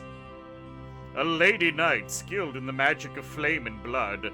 She has left her father's castle in a tale of bitter love and sorrow. Since leaving her home, she has become an experienced adventurer, known for her displays of mercy and cruelty. It is said that she is as deadly as she is beautiful. Hence her nickname. This is straight out of an anime. Weeb Winter, yep.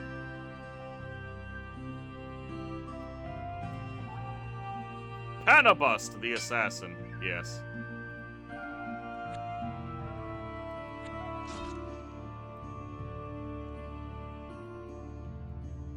Absolutely weebed.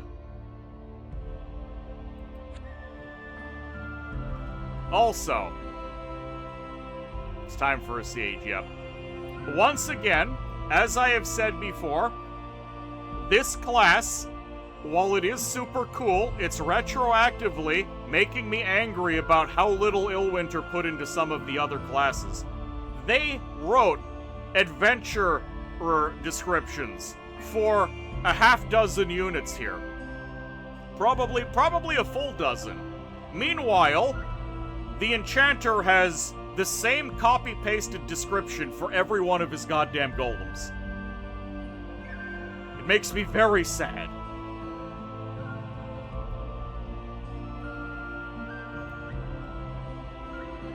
Very sad indeed.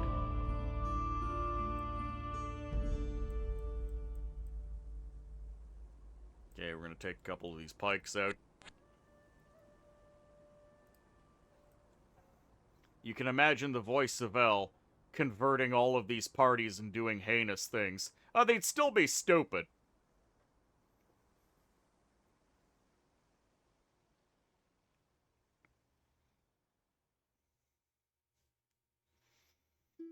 But yeah, being able to convert them at will would be great.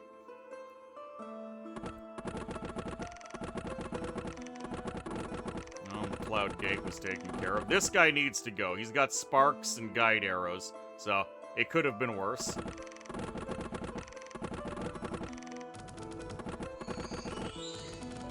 Huh? Do the mist bows... Oh, the mist bows do extra ice damage. That's horrifying. I forgot about that.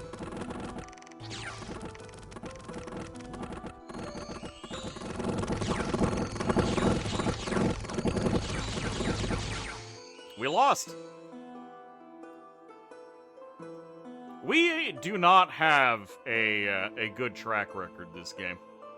10 crossbowmen at a competitive price, yes please.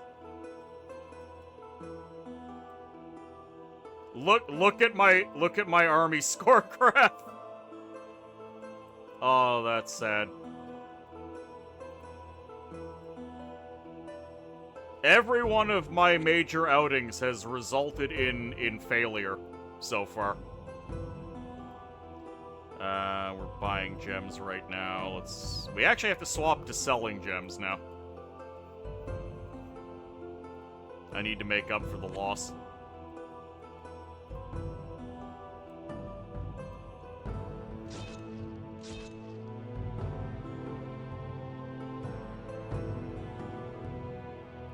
Yes, this class, actually, Heaven in particular, has a bunch of villages that could be converted into market villages that have guilds in them.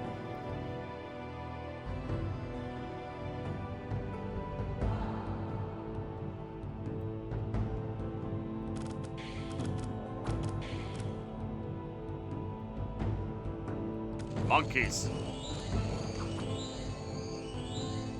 The Mantis was very good for dealing with those monkeys. Now, I happen to know that there was something I could have done to improve my chances there, and I just didn't do it. Because I didn't want to tear down the guilds that I invested in. But I do know that we have access to alchemical siege equipment. So, if I just had a little bit of fire on my ballistas, I could have done it, but I was hoping it was not going to be required.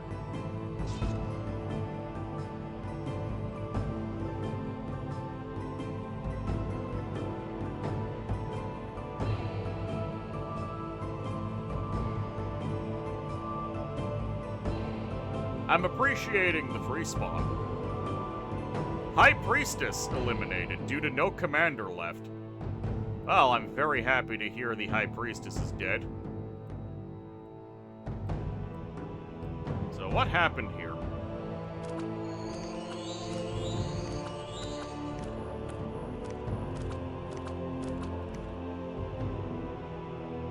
Mindless, invulnerable.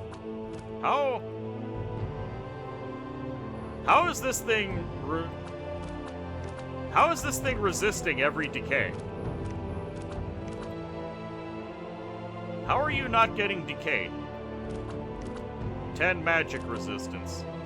Magic resist negates. I guess it's just resisting every single decay.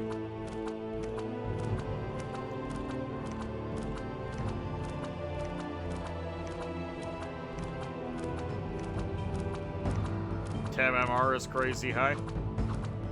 Oh, and then the characters decide to be stupid and charge in.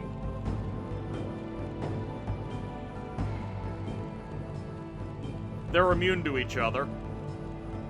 Yeah, this thing has 11 hit points, and the Ebon Knight has 21 hit points. So yeah, when exhaustion hits, everything dies.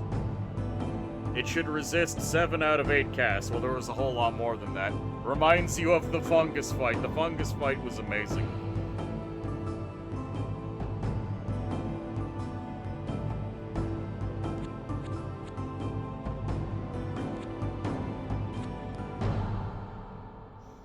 Ambushed. So one of my problems right now, actually, is that I still don't have a second Citadel. Getting that Cloud Castle would have been really important. Will you go to Tier 3 soon? No. No, I won't. But what I might do... Actually, I might have to go Tier 3. I'm gonna take down the... I don't want to take down the Mercenary, the Assassin's Guild, but I might have to.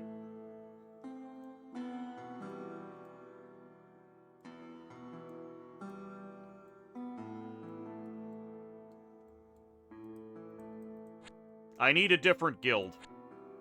I need the guild that gives me fire attacks on the ballistas.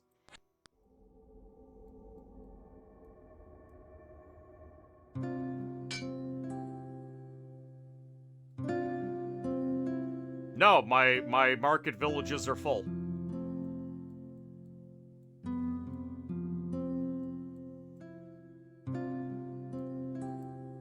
I do not have access to enough markets. That guild will cost you a hell of a lot. Well, what am I supposed to do? My only other option is to just wait here another couple of years, accumulate more ballistas, and throw it in there. Let's see. Oh, yeah, our captain got jumped by a crew that was a lot larger than I would have liked. Okay, 10 archers and another assassin. I'll take it.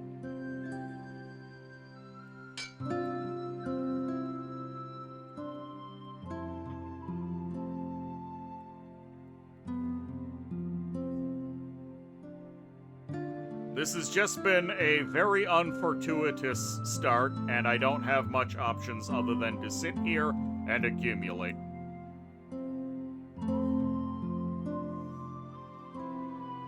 Yeah, we are playing unmodded. We are in Vanilla Elysium, trying out the new class as intended.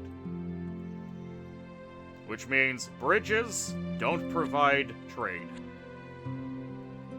Most things don't provide a lot of other things.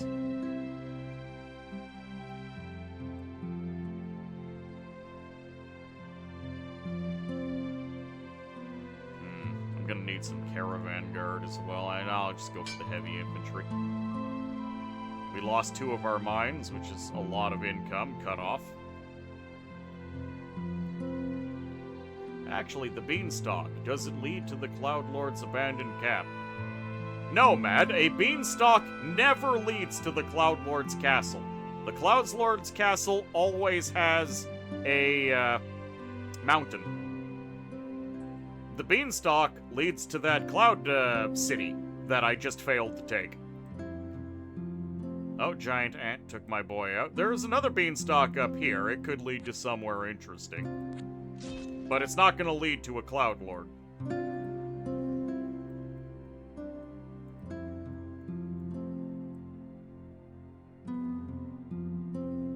Let's get some more heavy infantry. I need to take this coal mine. I'm just going to hang on to these assassins and accumulate them.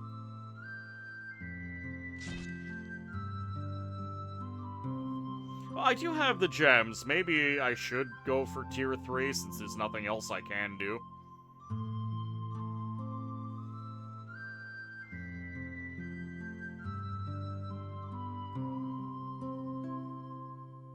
The brigands are dead.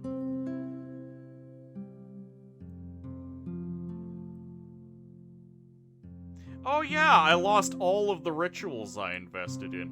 Fantastic. Well, first I've got to spend all my money to get that stuff back. A brigand lair with 4 Hydra hatchlings. Sure. There's probably going to be a bunch of bandits in there and I'm going to die, and I don't really care at this point. 10 pikes for 56 gold. What a bargain.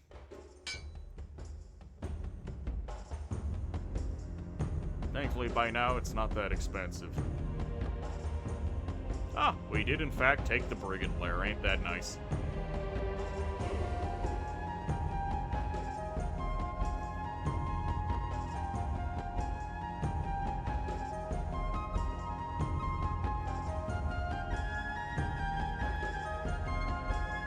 Well, there's no trade to be had here.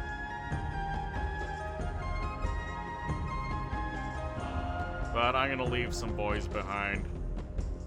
I should probably just march this army back.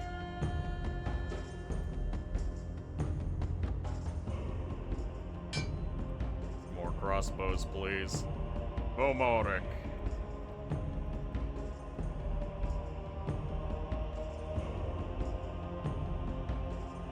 Multiple master thieves for assassination attempts.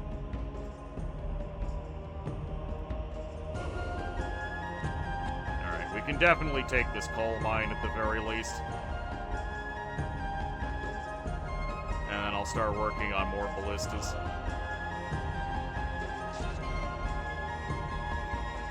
That brigand lair position is lovely for spawning stupids.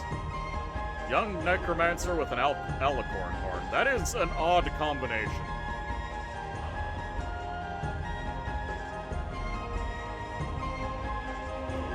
By the way, half of the enemy classes in the game are out, and I haven't seen a single one of their home citadels.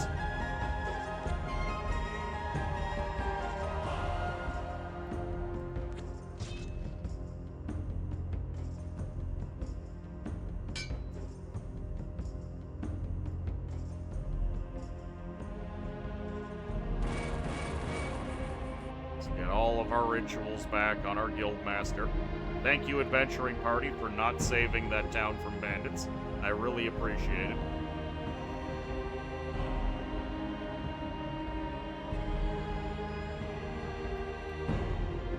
Battle for the coal mine. Let's go.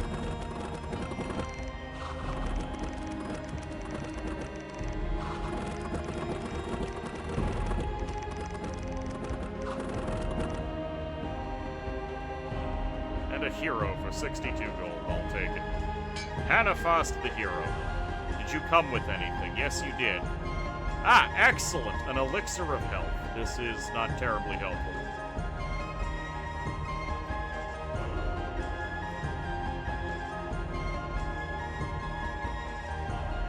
Young necromancer, more master thieves. Dwarven adventurer. This is different from dwarven outcasts. Any dwarf should be an excellent adventurer, as they have many suitable qualities. They're quite strong and sturdy. They can travel without problem in caves, where it is good to be of short height. They also have a great love of gold and magic items, just like other adventurers, and should fit right in.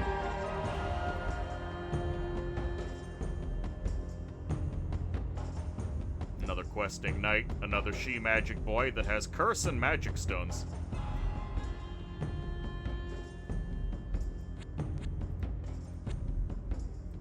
Okay, Hannafist, you are going to take the pikeman and a line of archers.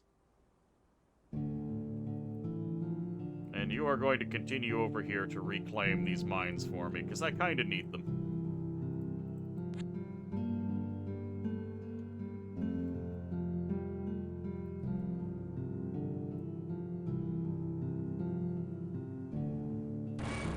Okay, we have all of our rituals of mastery again, and now I can start maybe saving up for tier 3 rituals. Average D&D party antics. That's a weird dwarf.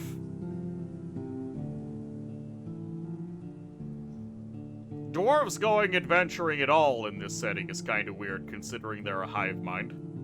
Now, sort of.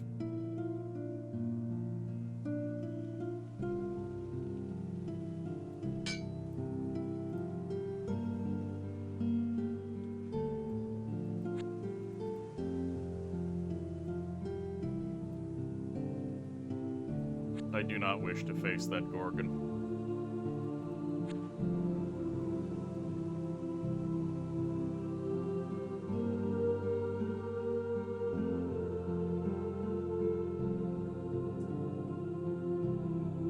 Surprised I haven't faced much bother yet. Hey, a scout. Yeah, I'll take a scout. Brigands available. If another brigand leader does not spawn, I would happily go and pick that up. A storm drake in the mountains, fantastic.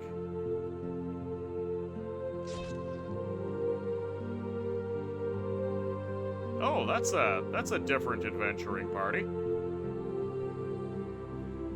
The spy description made a lot of sense in that regard. It did. Social, but not a true hive mind. Yeah, but still. I like the idea that dwarven adventurers are just pseudos. They're indeed prospectors and scouts, reconnaissance for an actual hive under the guise. That is an excellent explanation. 64 gold for some archers, yes please. And I guess some more crossbows for now. Give me those bandits for future use. So, we've got the Adventuring Mage, who has High Arcana, level 2, Soldiers of Steel, Enchanted Sleep, and Luck. While most adventurers are losers and borderline criminals, there are a few who are worthy of respect or fear. Adventuring Mages are among those, seeking ancient lore in lost tombs, libraries, and palaces of lords. They gather parties of adventurers and lead them on quests that might actually bear fruit. He does have a fantastic hat. By the way, his equipment is a dagger, but he is clearly holding 2 staves in this sprite. He should be dual-wielding staffs here to bonk people with. We brought 2... Oh, this bard knows Charm and Heal. That's actually really good. Curse and Magic Stones, 2 Assassins, 2 Dwarves, and a Questing Knight. With Boots of Regeneration. This party is aiming for success. 10 moose. I'm gonna need a bigger army to deal with 10 moose. The Moose and Argusen. Abandoned mine guarded by Yithians. Okay.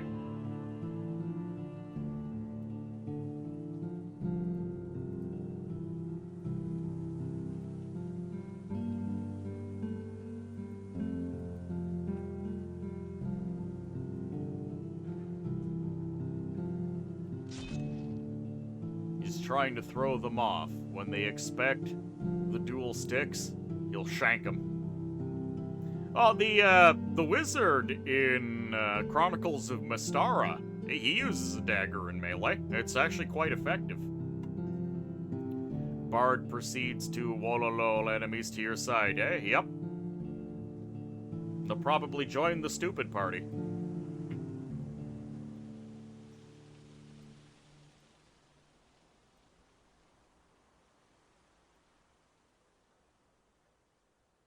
Ballistas. Okay, we can afford to go to tier 3. What do we got? The Bankers Guild. More money, global gold bonus of 30%. The Beastmasters Guild. The Merchant Prince upgrades an Adventurers Guild to a Beastmaster Guild. The Beastmaster Guild enables the recruitment of Pegasi riders in Sky Cities, and occasionally Griffin riders in Citadels of Elysium. Pegasi riders sounds pretty good.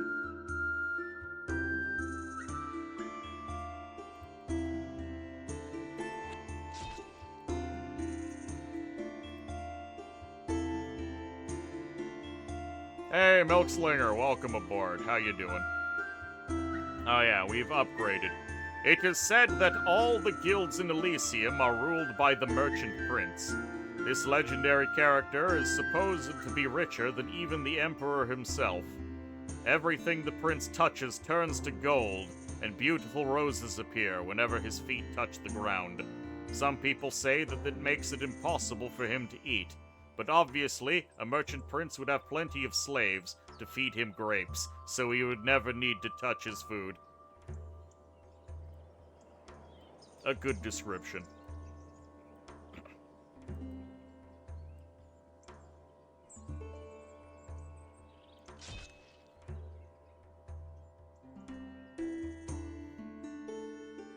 Good news, you'll be lurking as you drive. Fantastic. Long road trip, I understand.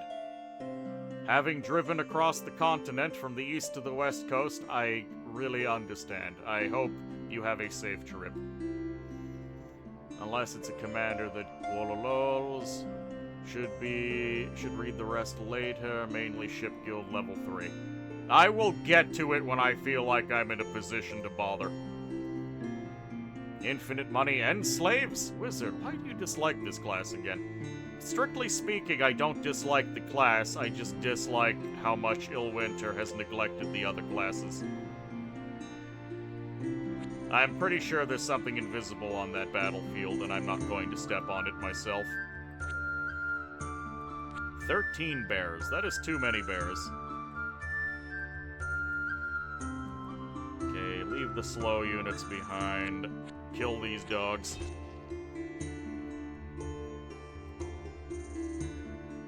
Can't afford the pikes, sadly.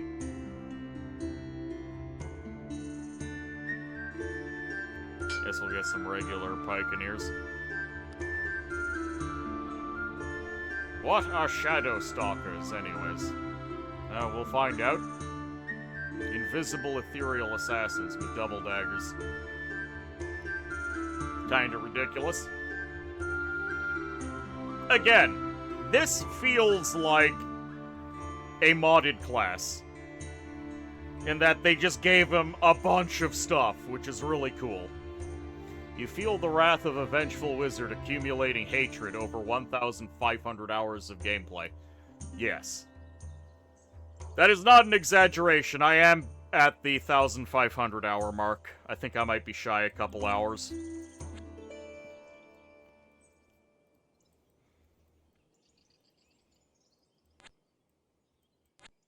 And when you play a game for that long, you get a good feeling for it, but you also start to get resentful of the little things.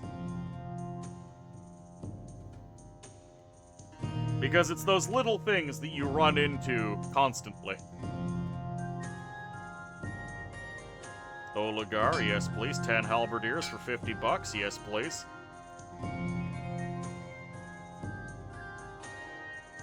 And the little people. Definitely sick of the little people.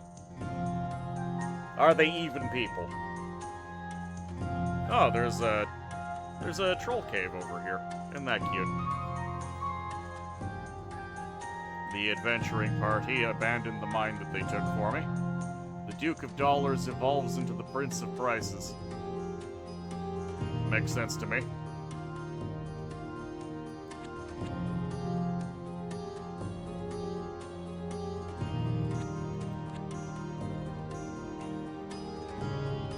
They're not doing too well. In fact, they lost all of their magic support.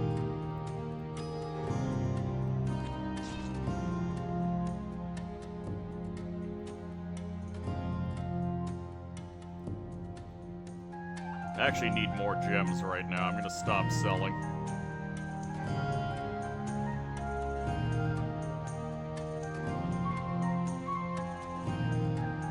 So we have most of what we need. We just need some more ballistas, which we will have next turn.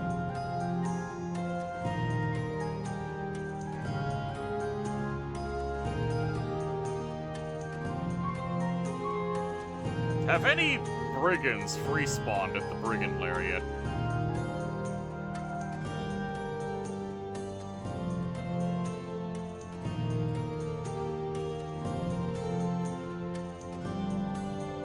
Oh, and the wizard that was here is... Oh, no, he's... Yeah, the wizard that was here is dead. He got ambushed. So now I just have an adventuring party guarding the farm.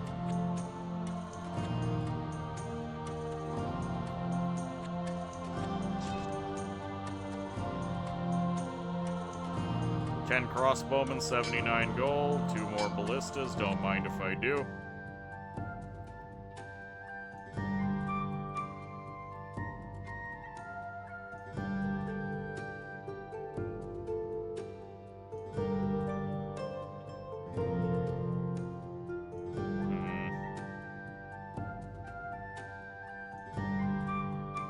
We almost have enough money. I might prioritize the Beastmasters Guild, because if I can get some flying guys to fly up on the walls of the Cloud Castle, that'll help me quite a bit.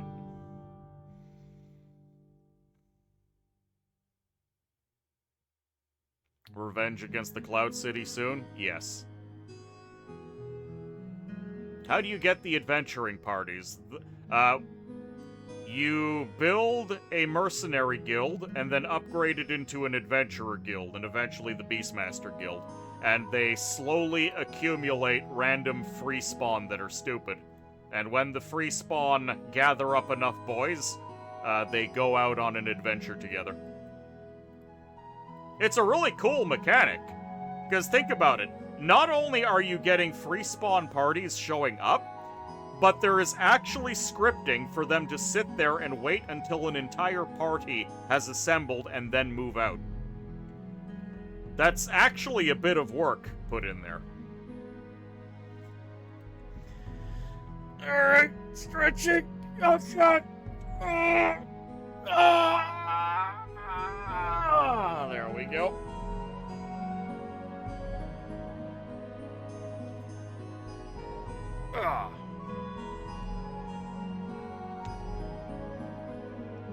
So we have random stupid parties standing around. They're all stupid, though, so if the party leader is dead, they just settle down.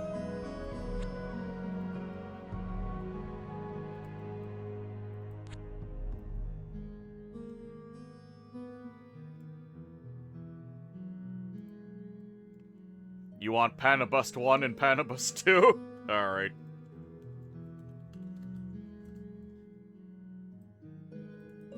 There you go.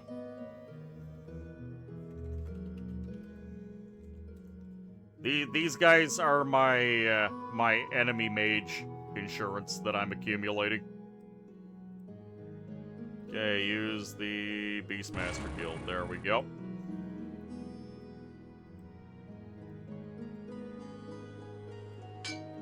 More crossbows, please.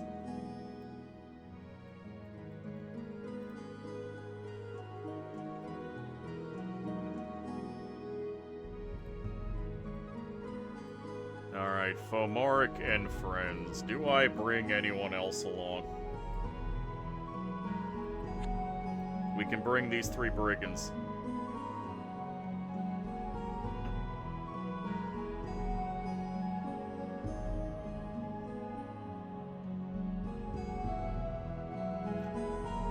There'll be fewer Oh, hey, a mine with a taskmaster on it. Amazing.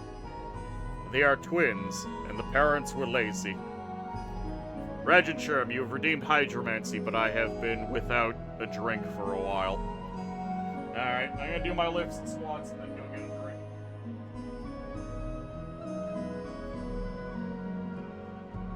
One, 2, 3, 4, 5, 6, 7, 8, 9, 10.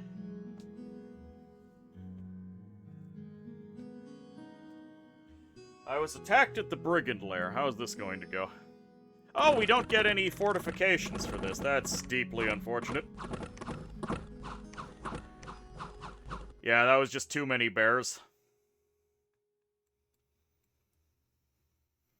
No fortification on Brigand Lair. Another iron mine. I'll happily take that.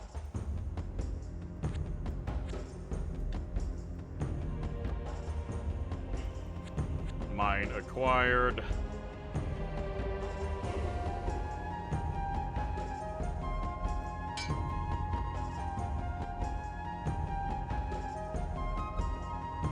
Third assassin, Sir Iron Screech. You got it. Since it's my turn again. I still need to go get that drink.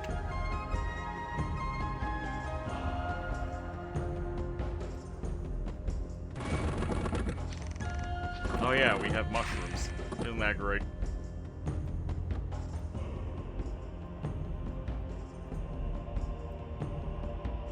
I think it's time to just leave some guys here to defend this mine, because it's worth quite a bit to me. You think you spawned on an island? What?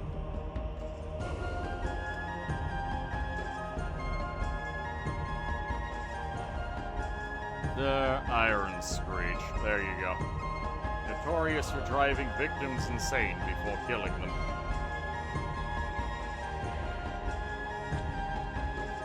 So what do you guys think? Am I gonna win it this time?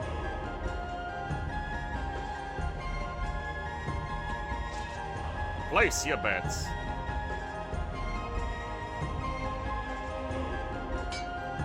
More crossbows. We need to just kill animals in the area. That's all I can really do. 24 dwarves. That is very doable. You can't believe Screech from Wait. You can't believe Screech from Saved by the Bell does this now. Also, he became a cyborg. I have no idea what y'all are on about. Battle in the mountain. Good job. Alright, while the Cloud City fight happens, I'm gonna go get my drink. Enjoy.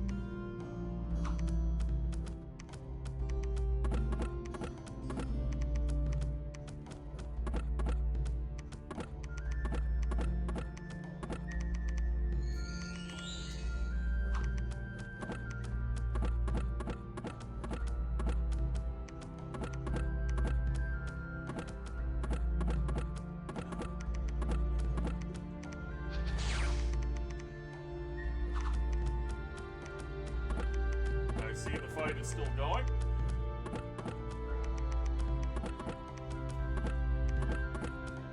And I see that it's looking promising.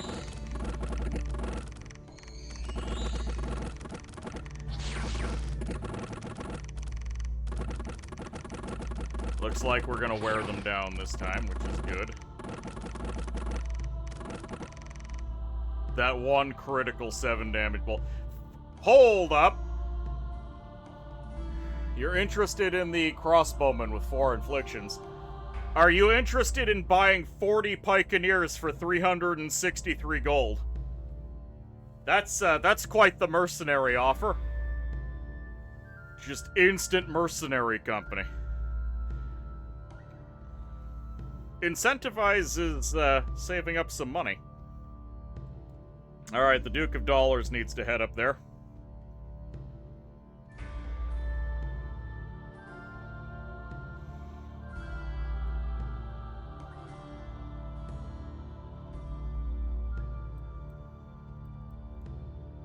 There you go, there's his bodyguards. That's a Zoidberg level purchase. You'd be crazy not to take it.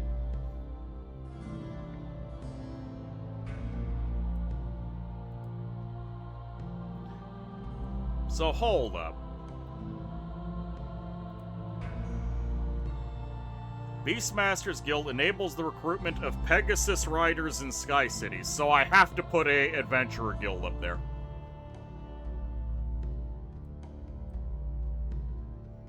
I just have to. I've got no other choice. It's the only thing that matters. Maybe it is time I look at what the other Tier 3 rituals have to offer. Okay, well, we already looked at the bank. Nothing special. Shadowstalker Guild. Upgrades an Assassin's Guild into a Shadowstalker Guild. Shadowstalker retains all the features of Assassin Guilds, but also increases the quality of Assassins and the number of Brigands. Alright, well, we should get that. The Void Pilot Guild. Increases income by 1 and C-squares by 75%. Void Pilots Guild enables the construction of void ships that can traverse the edge of the world and explore the void. Ooh. Engineer Guild. Increases income from mines by 60%. Local gold income is increased by 1, and fort defenses might be upgraded further. This guild enables the occasional recruitment of mage engineers. If a mage guild is owned by the Merchant Prince... Okay, that's cool. You got a Pegasus Lord offers even if you don't have a Cloud City. You just have nowhere to recruit them. Oh, okay, so I don't need to. Arcane Guild. The Merchant Prince upgrades a mage guild to an Arcane Guild with a chance of recruiting powerful mages. Okay, nothing special there. Beastmaster Guild. Alchemist Magus Guild. Upgrades an Alchemist Guild into an Alchemist Magus Guild. The Guildmaster will occasionally recruit Alchemist Magai. Pretty good. I guess we'll build the Alchemy Guild up there, if I don't need to have one in there. Now to foolishly go where we never should be, correct.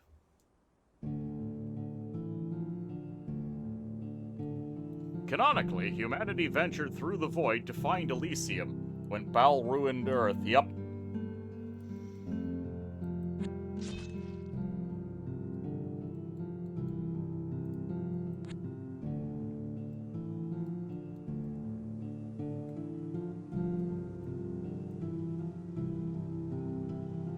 Five swordsmen for 41 gold, I'll take it.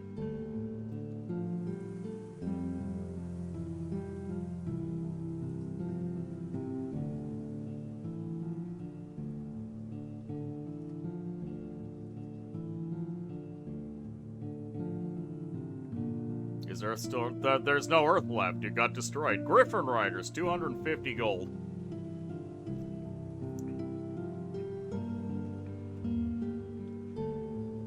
That's quite expensive.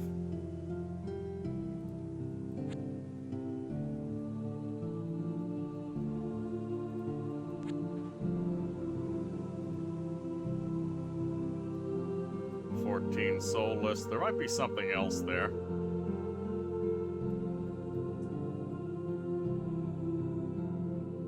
You'd have to go through the Hades void to find... You would love to go through the Hades void and find the Hades Earth. But the game has none of this. Imagine being able to return to old Earth.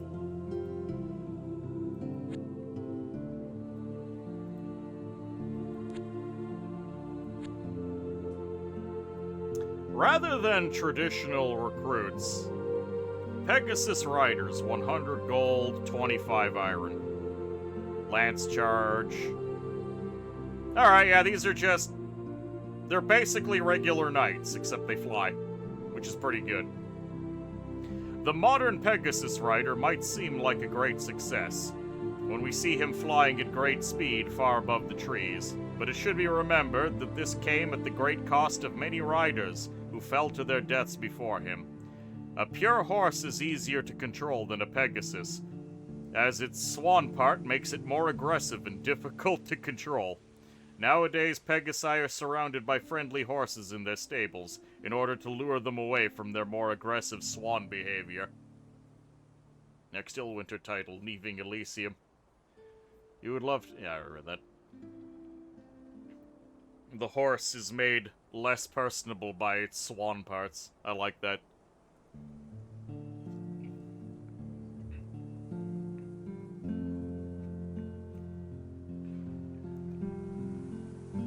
Oh, time to start getting Cloudfolk archers.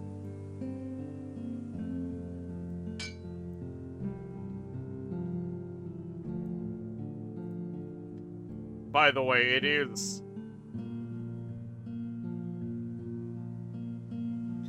That is another very mod sort of thing, that we just get these special recruits from the Cloud City tiles. And it almost upsets me, because there's a lot of other classes that should have stuff like that.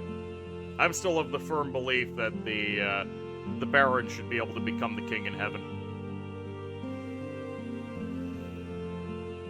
Get some of that divine right.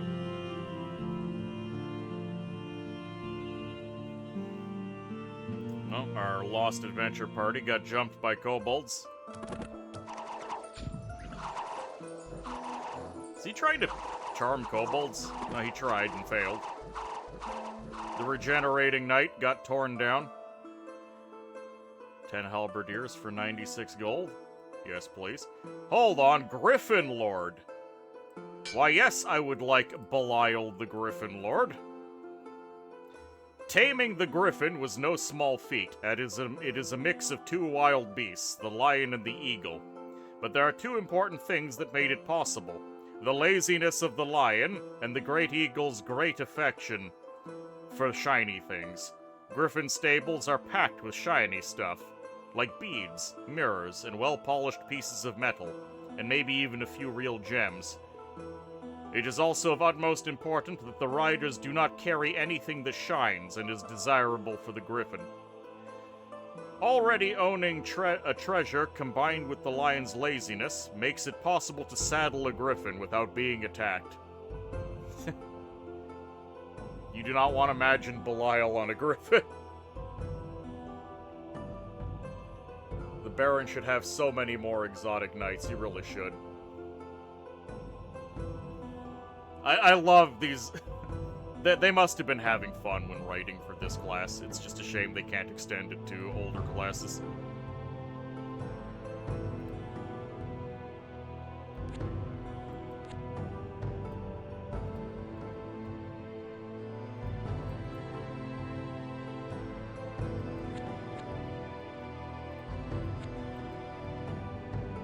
Gonna lose all my holdings again. Random cloud folk on the floor.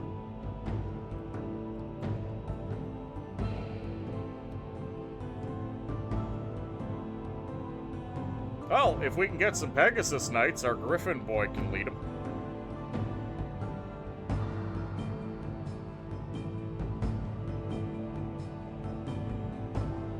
Lions are inherently lazy, and eagles are distracted by shinies.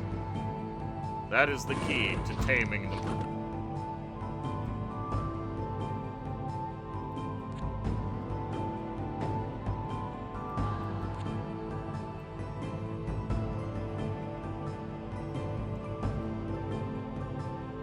Alright.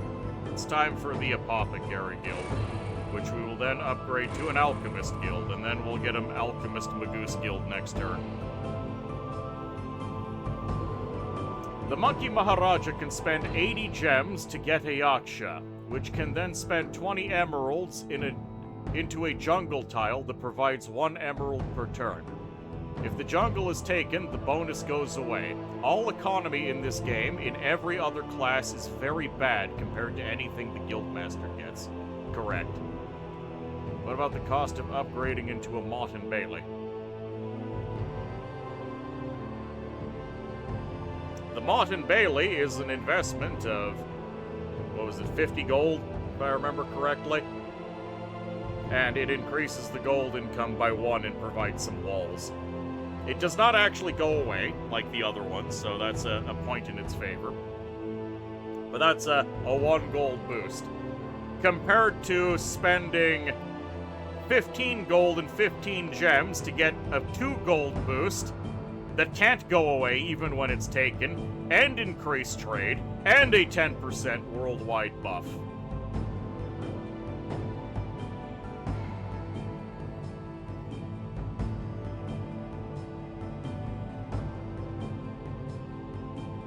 In what world is this in any way comparable?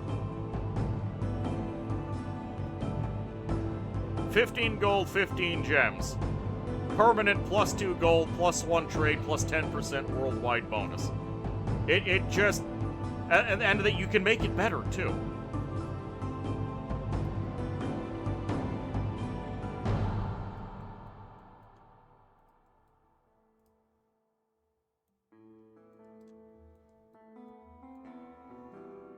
And 6 pips.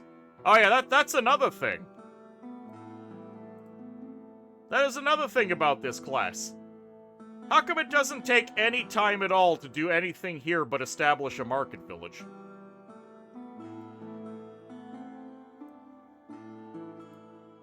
It's very strong. Okay, I'm gonna leave the ballistas behind, and then we're just gonna take these boys along. We need some more front line. And then I gotta decide where to go. From here, all the way to the south, there is a single hamlet, which is not particularly worth it. We could go over here and try and reclaim some of this stuff. Clearing out Deerwood might be in my best interest, and then we can go for the 2 gold streams that are here.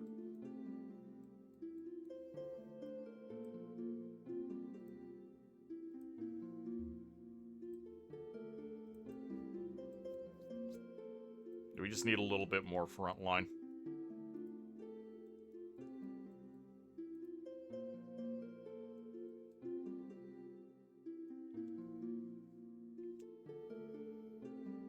Actually, I shouldn't even be recruiting regular frontline troops anymore. I should be getting Cloudfolk to ethereal their way to victory.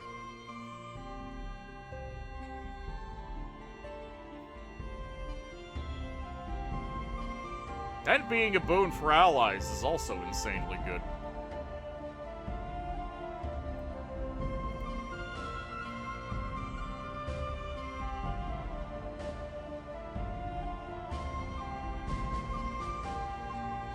$50-50. There we go, we have a Magoose Guild. I guess we'll just hang out up here.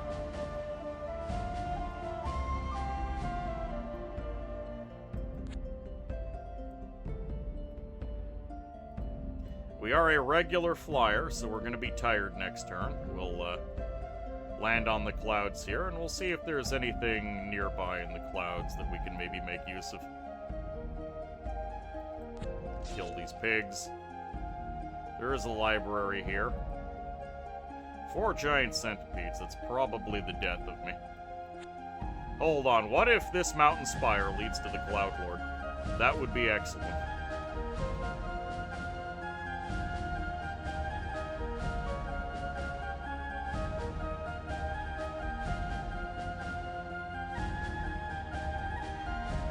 Most of the benefits... Yeah, I read that. The action economy is pretty strong. You think if the class had to lean into weak troops and adventurers, it'd be okay. I'm not sure. I just... The 30% global gold boost is too much.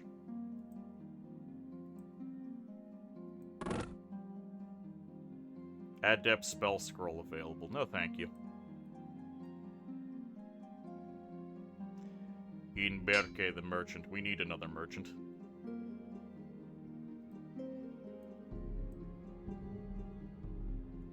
Oh, a Pegasus Lord.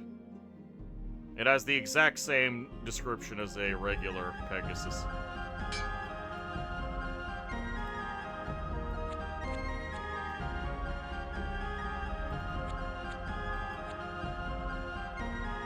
At least we have some flyboys. Giant spider. We can... Oh. There are two mountain spires here, side by side. Anyone want to play the gacha to see which of the two leads to goodies and which one leads to horrendous death?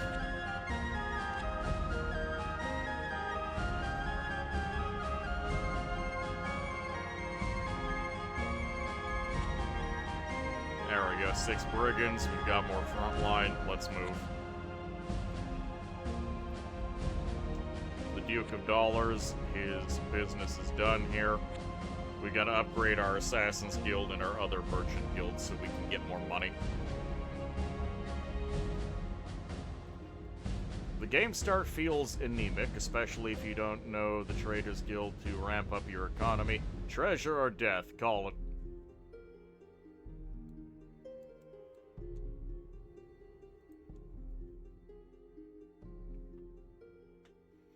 I mean, it is right that such a ridiculously scaling class would start anemic. It would have to.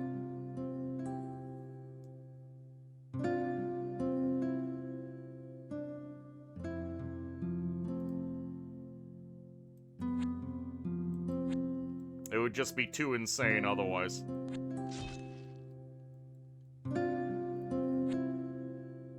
Alright, we're gonna go through that gateway. Maybe we'll find something nice.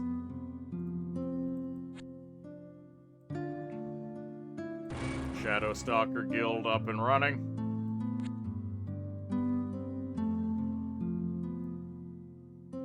Guess Inberke is going to go upstairs to pick up Cloudfolk.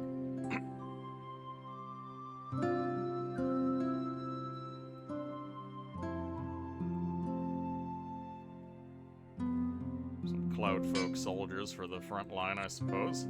Hello? Oh yes, that's a cloud village. We like that.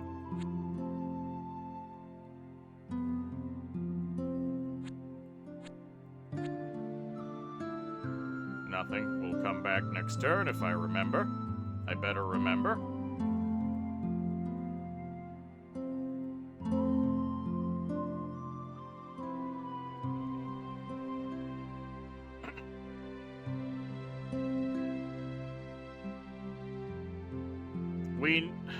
We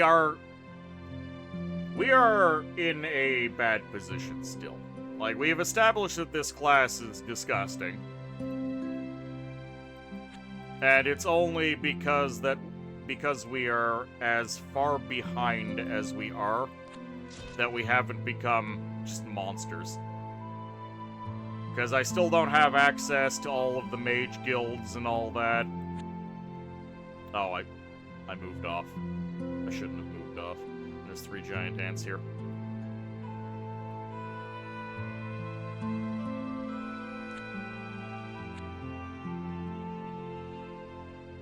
Oh, we've got another brigand captain.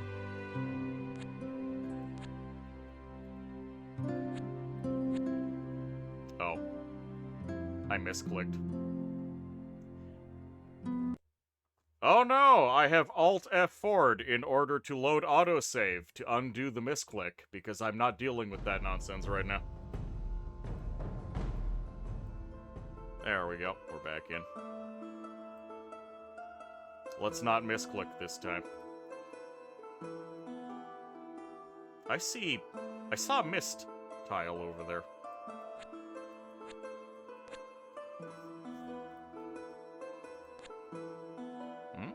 Hey, Pegasus. The Pegasus is the seemingly perfect mix of a loyal horse and a delicious swan. As such, they should provide their owner, with a fast and loyal steed that can later be converted into a delicious feast. While some people have been able to use them as steeds, they are far from having the fat and tender meat that a swan possesses. Thus, the breeding of Pegasi is not likely to become profitable. That's great. Another cloud village. Two Kahan. Okay, so there is very little protecting the stuff up here.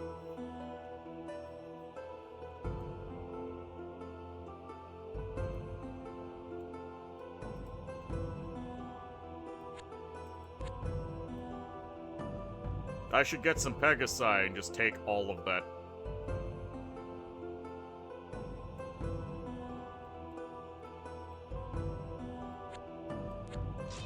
Poor moose. Give me all that money. Enter the gateway. It's a goddamn Tatsu with a magic lamp. We are so dead. God damn it. And I've got to send someone all the way out to the other mountain spire. Well, you love the random Hades event spawning 38 dispossessed spirits on your guildmaster. I'm very sorry for your lots. I understand that pain very well. Is the Pegasus Lord a frontliner? Because if he's gonna go the way of the High Lord. Let's see. So the Griffin Rider is front. The Pegasus Rider is front. They're both frontliners.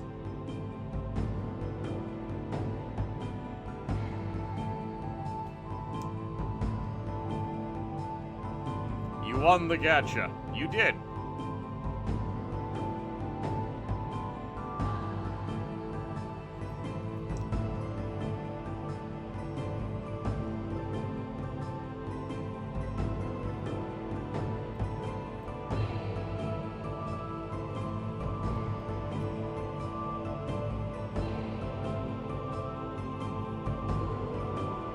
Did I not set up a Bankers Guild? I have not set up the Bankers Guild yet.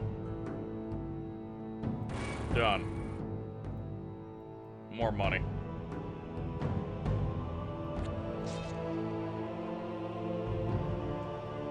Clear out this damn forest so it stops being a problem.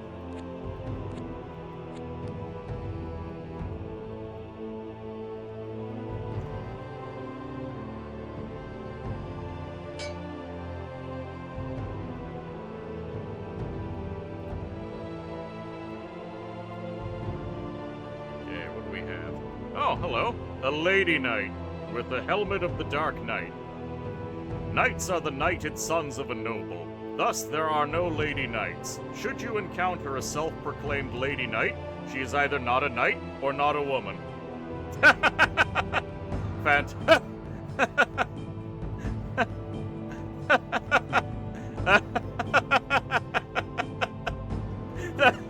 goddamn perfect.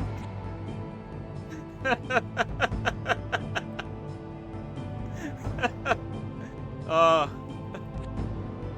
I love it.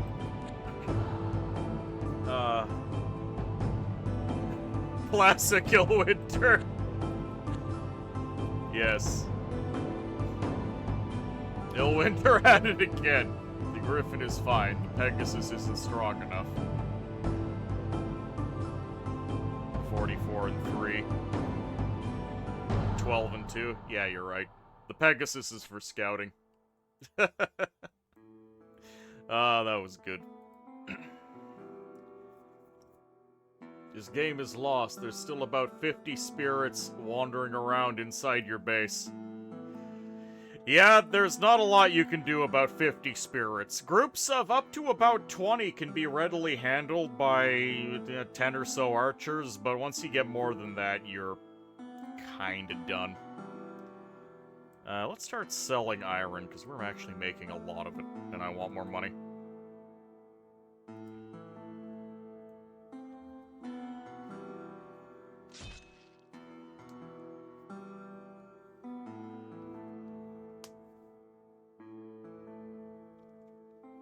The second worst event, and the AI never deals with it. The AI never deals with any of them.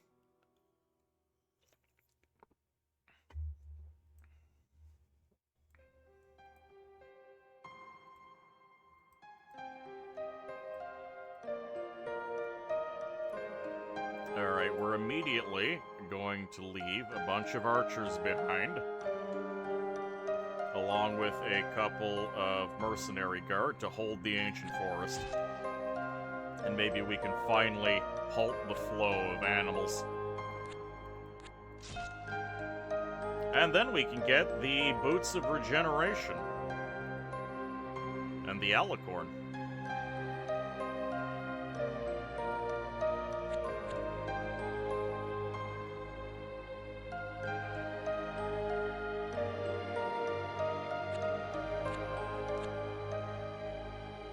Get some Pegasus Riders, which will be very nice for us. Oh. There's a swamp over here. Well, this is interesting. I like this. It's a shame I don't have the ability to send a boat out there to check it out.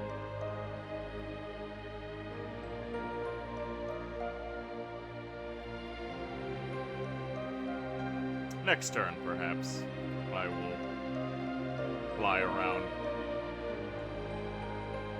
The wettest isle ever. What happened? Well, we took the Cloud City, and I came up here, I found 2 mountain spires, and I went up one, and it was the wrong one. There was a Tatsu at the top.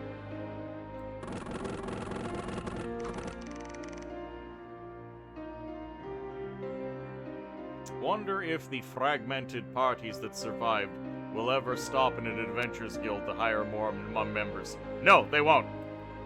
As we have seen, they just stand in place.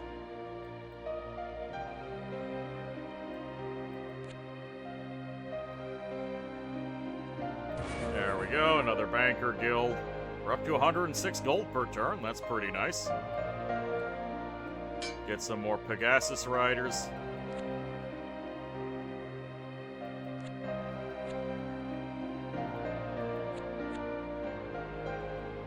There we go. We've got a bunch of Pegasus, and we're gonna go take all of these cloud villages.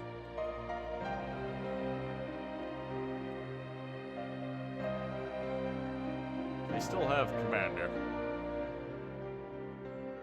Oh, if they still have the Commander? I don't know. They seem to just wander around till they die.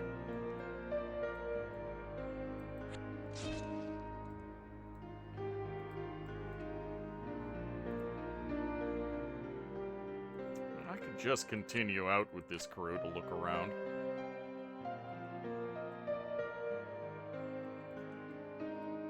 We could kill 6 ghouls with these guys.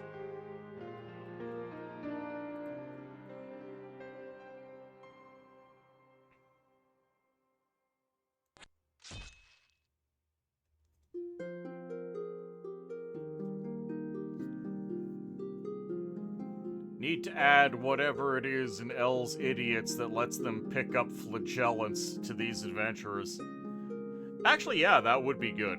If another adventuring party passes through, they should be able to pick up fresh, the old adventurers. Oh, and they're gone. Too many birds.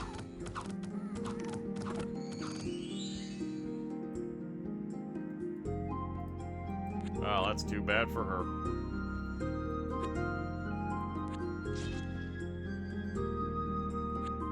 How's this crew doing? This crew is a little worse for wear.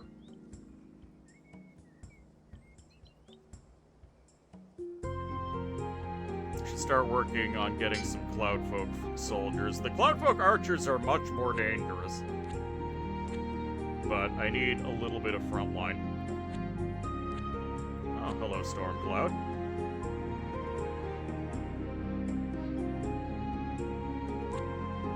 It's just a pair of swamps. Interesting.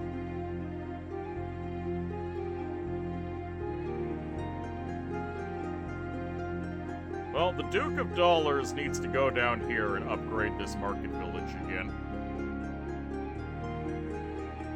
Kinda need to get him some bodyguards, though.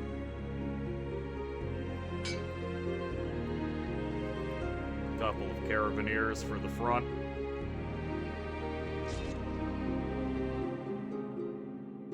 Might be a mod incoming based on that idea. Oh.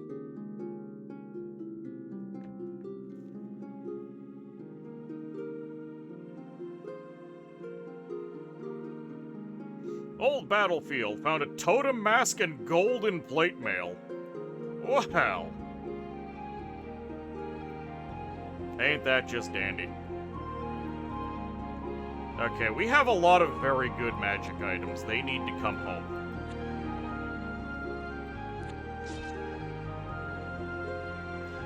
Oh yeah, we don't get control of this ancient forest. Because we don't use any herb resources, so even if I place people on the wood, it doesn't prevent taking control of things. I'm very used to being able to just take control of the forest. Damn it.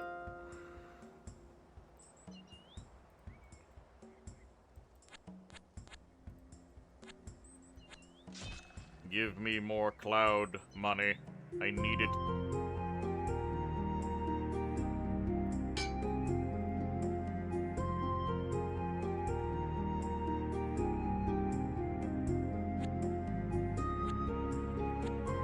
Transfer these guys over.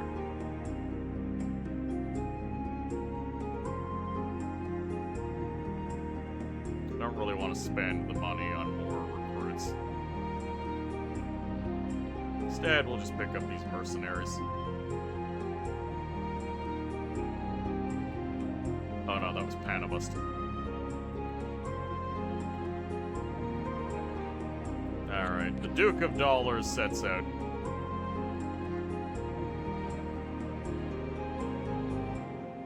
Gotta find a wand of fireball and burn it down, yep. Unfortunately, I just don't have one.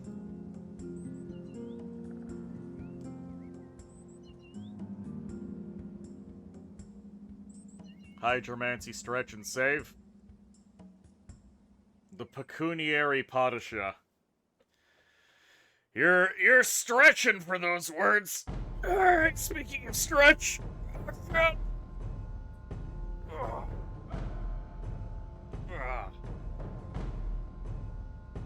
The Spendthrift Sultan. I do not recognize spendthrift as an actual word, even a compound word. Old King Coin is good, though. Hydromancy, I'll take it. Moon Mage and Shadow Stalker.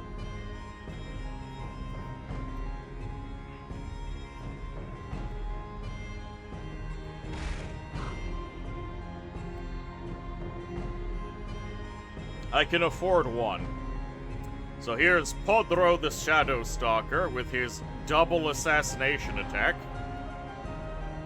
Shadow Stalkers are the assassins of legends. No one has ever laid eyes on one and survived. It is, however, unknown if this feat is because of their excellent stealth or their ability to kill people. Regardless, contracting one of these assassins is very expensive, and almost certainly not worth the trouble.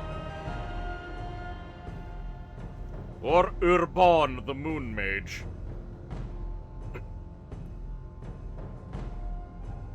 I am not turning down a Moon Mage.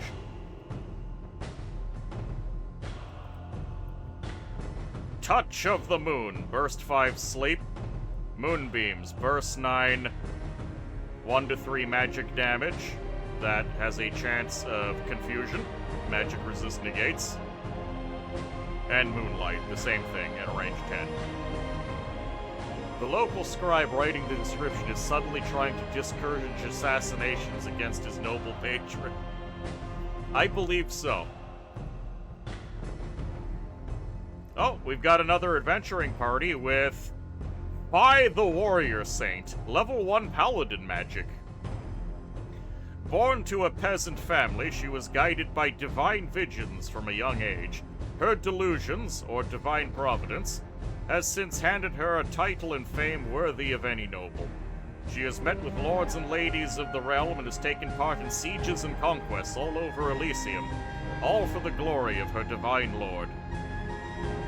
Well, she's going to die very ignobly. Assassin Adventurer. Most adventuring groups avoid the Dark Stranger sitting in the corner, hiding under a hooded cloak. But some are fooled by his silent and mysterious air and allow him to join their party. More often than not, he makes them regret their decision, indiscriminately attacking unsuspecting wildlife just for the fun of it. Blade Dance, 1 to 7 plus 2 assassination with a decay effect. He has one of the most scary assassination attacks in the game. He's got a Bane Blade. Is this Joan d'Arc or something? Kinda. And then we have another Lady Knight. And the Necromancer. Some of these adventurers seem like Baron and L heroes. They do. I mean, that's the whole idea behind adventuring parties. They're from all over the place.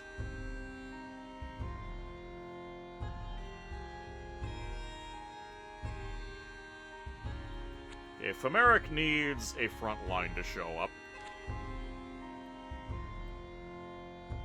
We're gonna grab all of these bandits as well.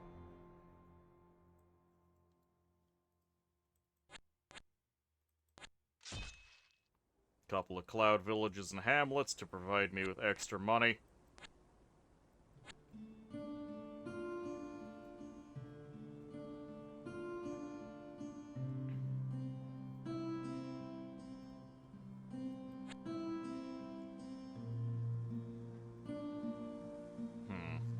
Yeah, these guys are just gonna have to wait for reinforcements, and then I'm gonna go after these 2 mines. I guess in the meantime, they'll go kill these dogs. Decided to check. Hold on. This Undine and 4 Sea Stags. They're close enough for my flying units to pick up. So after I clear this out, my flyers will have something to do. Combing the shores.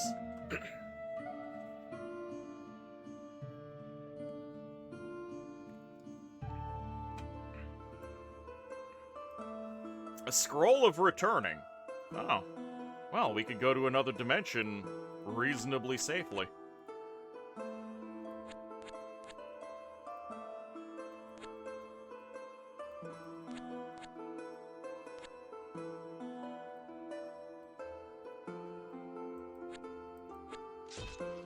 I'm actually going to take Pagabar in here, because as you can see, we have some extra Pegasus riders. Or a extra Pegasus rider, and I'll give it to Pagabar, just so he has a buddy to scout with. Okay, it's time to start recruiting Cloudfolk archers every turn.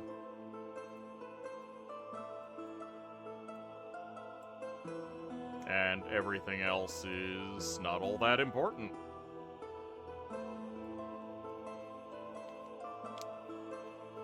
No horrors coming out of the Crystal Globe yet, which is odd. You think the Baron enhanced mods might end up introducing a way to counter guild influences, you hope? Here's a question. What should the Baron enhanced get? Oh, hold on. This is just a normal port. How is the Baron Enhanced supposed to be able to baronize a merchant if the merchant just starts with a normal port? You think the Baron crushes this class in a 1v1. If they start beside each other, yeah. But if you put this class on the other side of the map from the Baron, then this guy's gonna overtake the Baron no problem.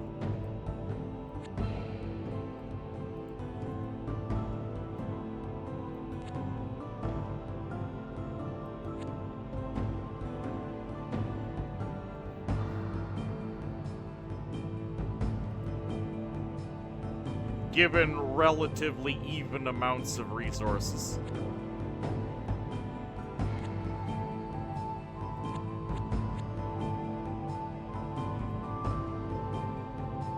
It'll be incumbent on the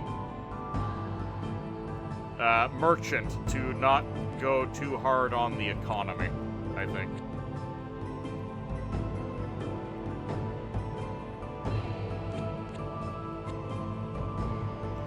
The real problem is 1v1 is a fairly unnatural situation. This is also true.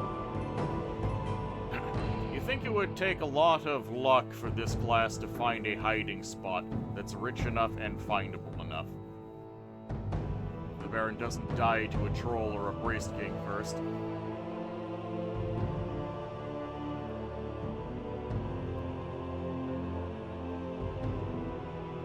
It is absolute madness that my start is 2 villages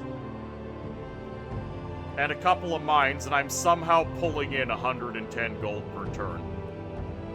That is not normal, and it will never be normal.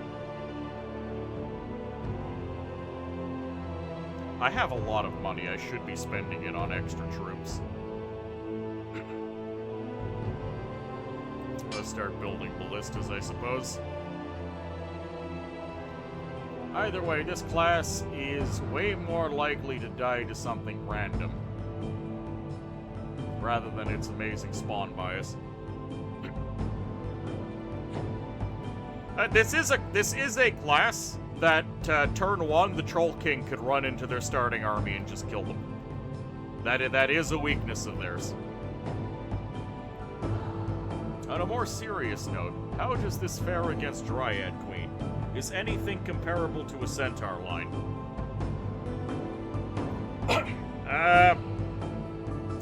We really haven't run into anything that looks like it could take on a Centaur line, no. A Dryad Queen with sufficient spawns could, income you could weather sieges. It's amazing spawn bias makes you laugh now that we know Elysium is willing to spawn a port island inland.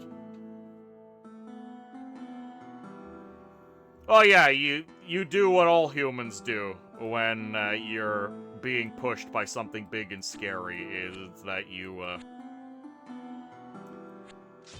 build a lot of siege, and you rely on that siege to get the job done for you.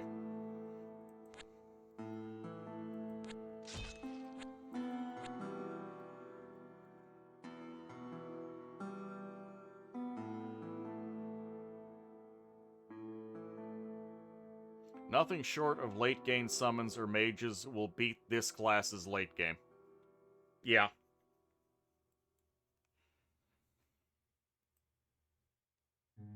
I mean, right now, I could still easily be killed, but again, I've been hampered by an absolutely atrocious start.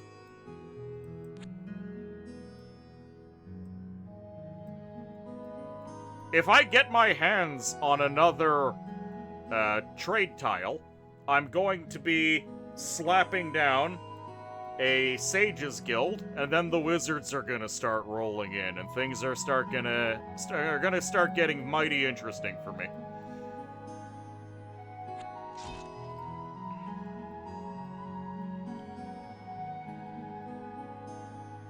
I've already, despite my big drop here, I'm climbing up again, and there's 2 blue classes around.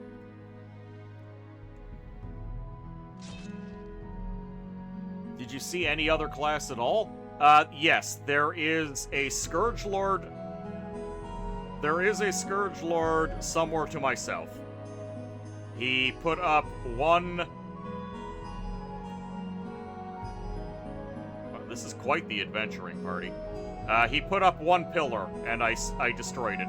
And then I think he sent 1 commander scout up here. He built a pillar right here, and I blew it up, and I haven't seen him since.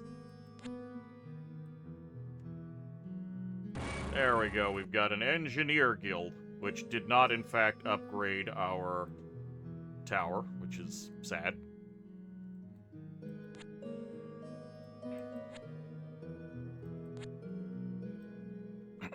Alright, Fomoric, take the troops.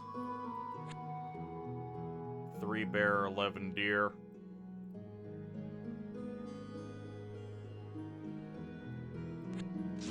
Do it. You can't wait for one of us to spawn against Demonologist, Void Cultist, or Necromancer with this class and act as a complete magnet. But that's true for all humans. Honestly, it's delightful to see a human class stand a chance in the late game. Can you set a target for the murder hobo spawns? No, I cannot. Maybe I'll send a contract of assassins after the Scourge Lord, just to see what happens.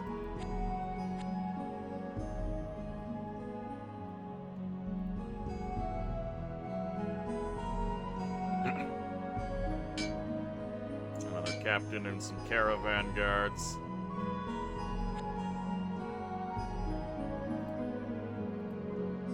Oh, that kobold has some acorns. Interesting.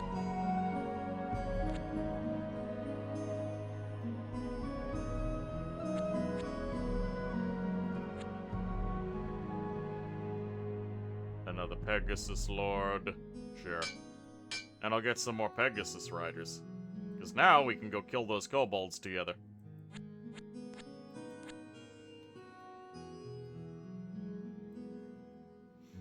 By the way, we are starting to run out of time. I'm only going to do a few more turns before I've got to get going.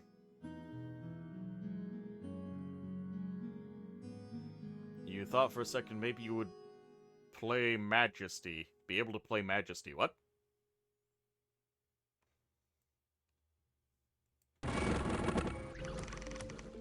We summoned a Spooter.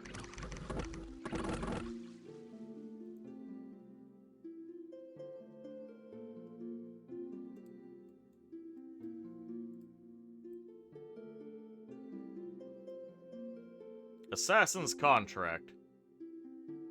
Zaire, Areto, and Yorn. Zaire is the boy. There we go.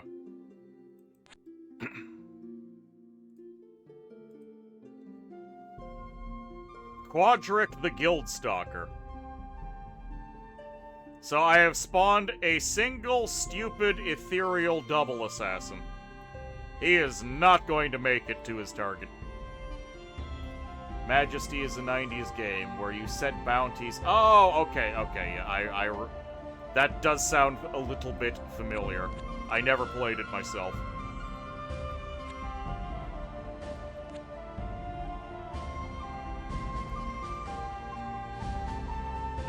Alright, Fomoric. You're going to take those gold screams, and my income is going to increase.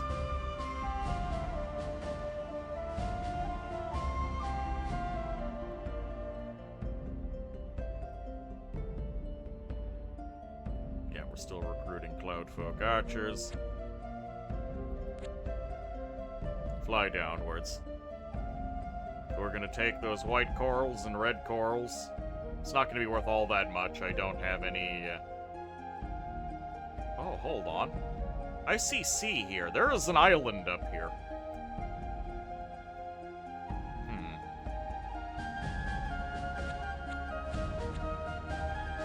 This guy is gonna take the troops. I'm gonna send this Pegasi to kill this guy and then go all the way up here, because there might be an island that we can take. Majesty is a neat game in the universe of Warlock Master of the Arcane that's somewhere between a city builder and RTS, closer to city builder. It has some extremely cool ideas about its economy system. Did Seth Zeech do a video on it? I feel like he did a video on it at some point.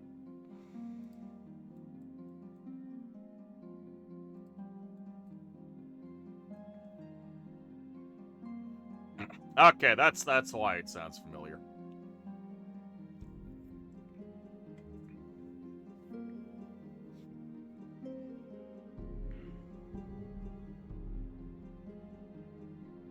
Majesty shares setting with Warlock. I did not know that either.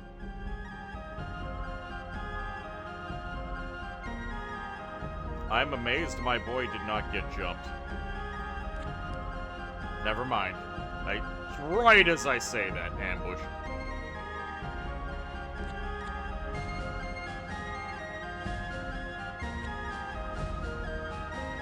This merchant is just gonna hang out in this area.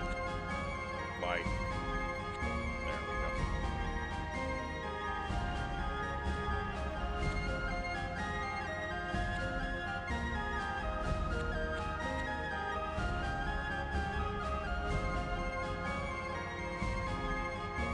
Guess I'll get some more ballistas.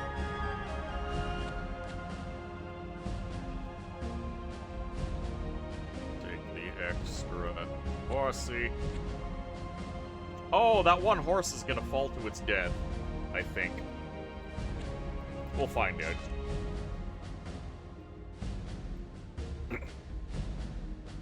Heading on, y'all have a good afternoon. Have a good night, Yama. You really liked Warlock, but found the AI to be worse than Civ 5 with diplomacy. Oh dear. Yeah, one unit drowned in the sea. That's fine. Ah, yes. He decided to try and assassinate the Gorgon, who is an immortal respawning unit.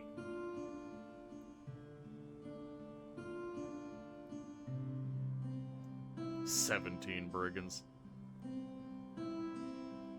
Hey, Cloudfolk ladies are available. Let's buy them.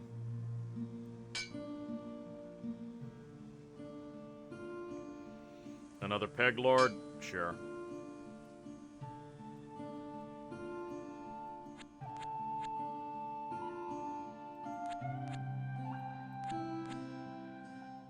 Ooh, dispersing clouds. These guys might die this turn.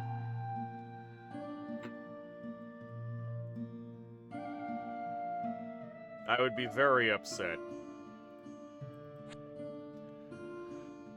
There is much to be loved in Warlock.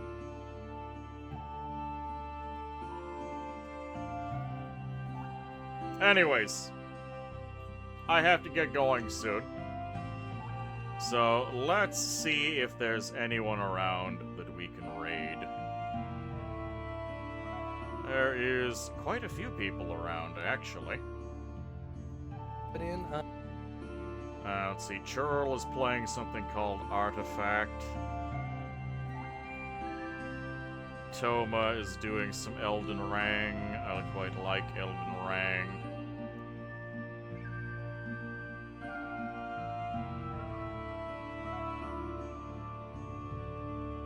Overall, it's a pretty cool class.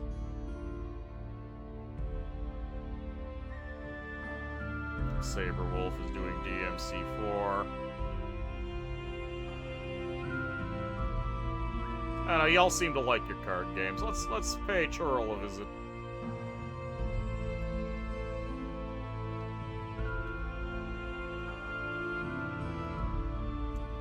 And what shall the raid message be?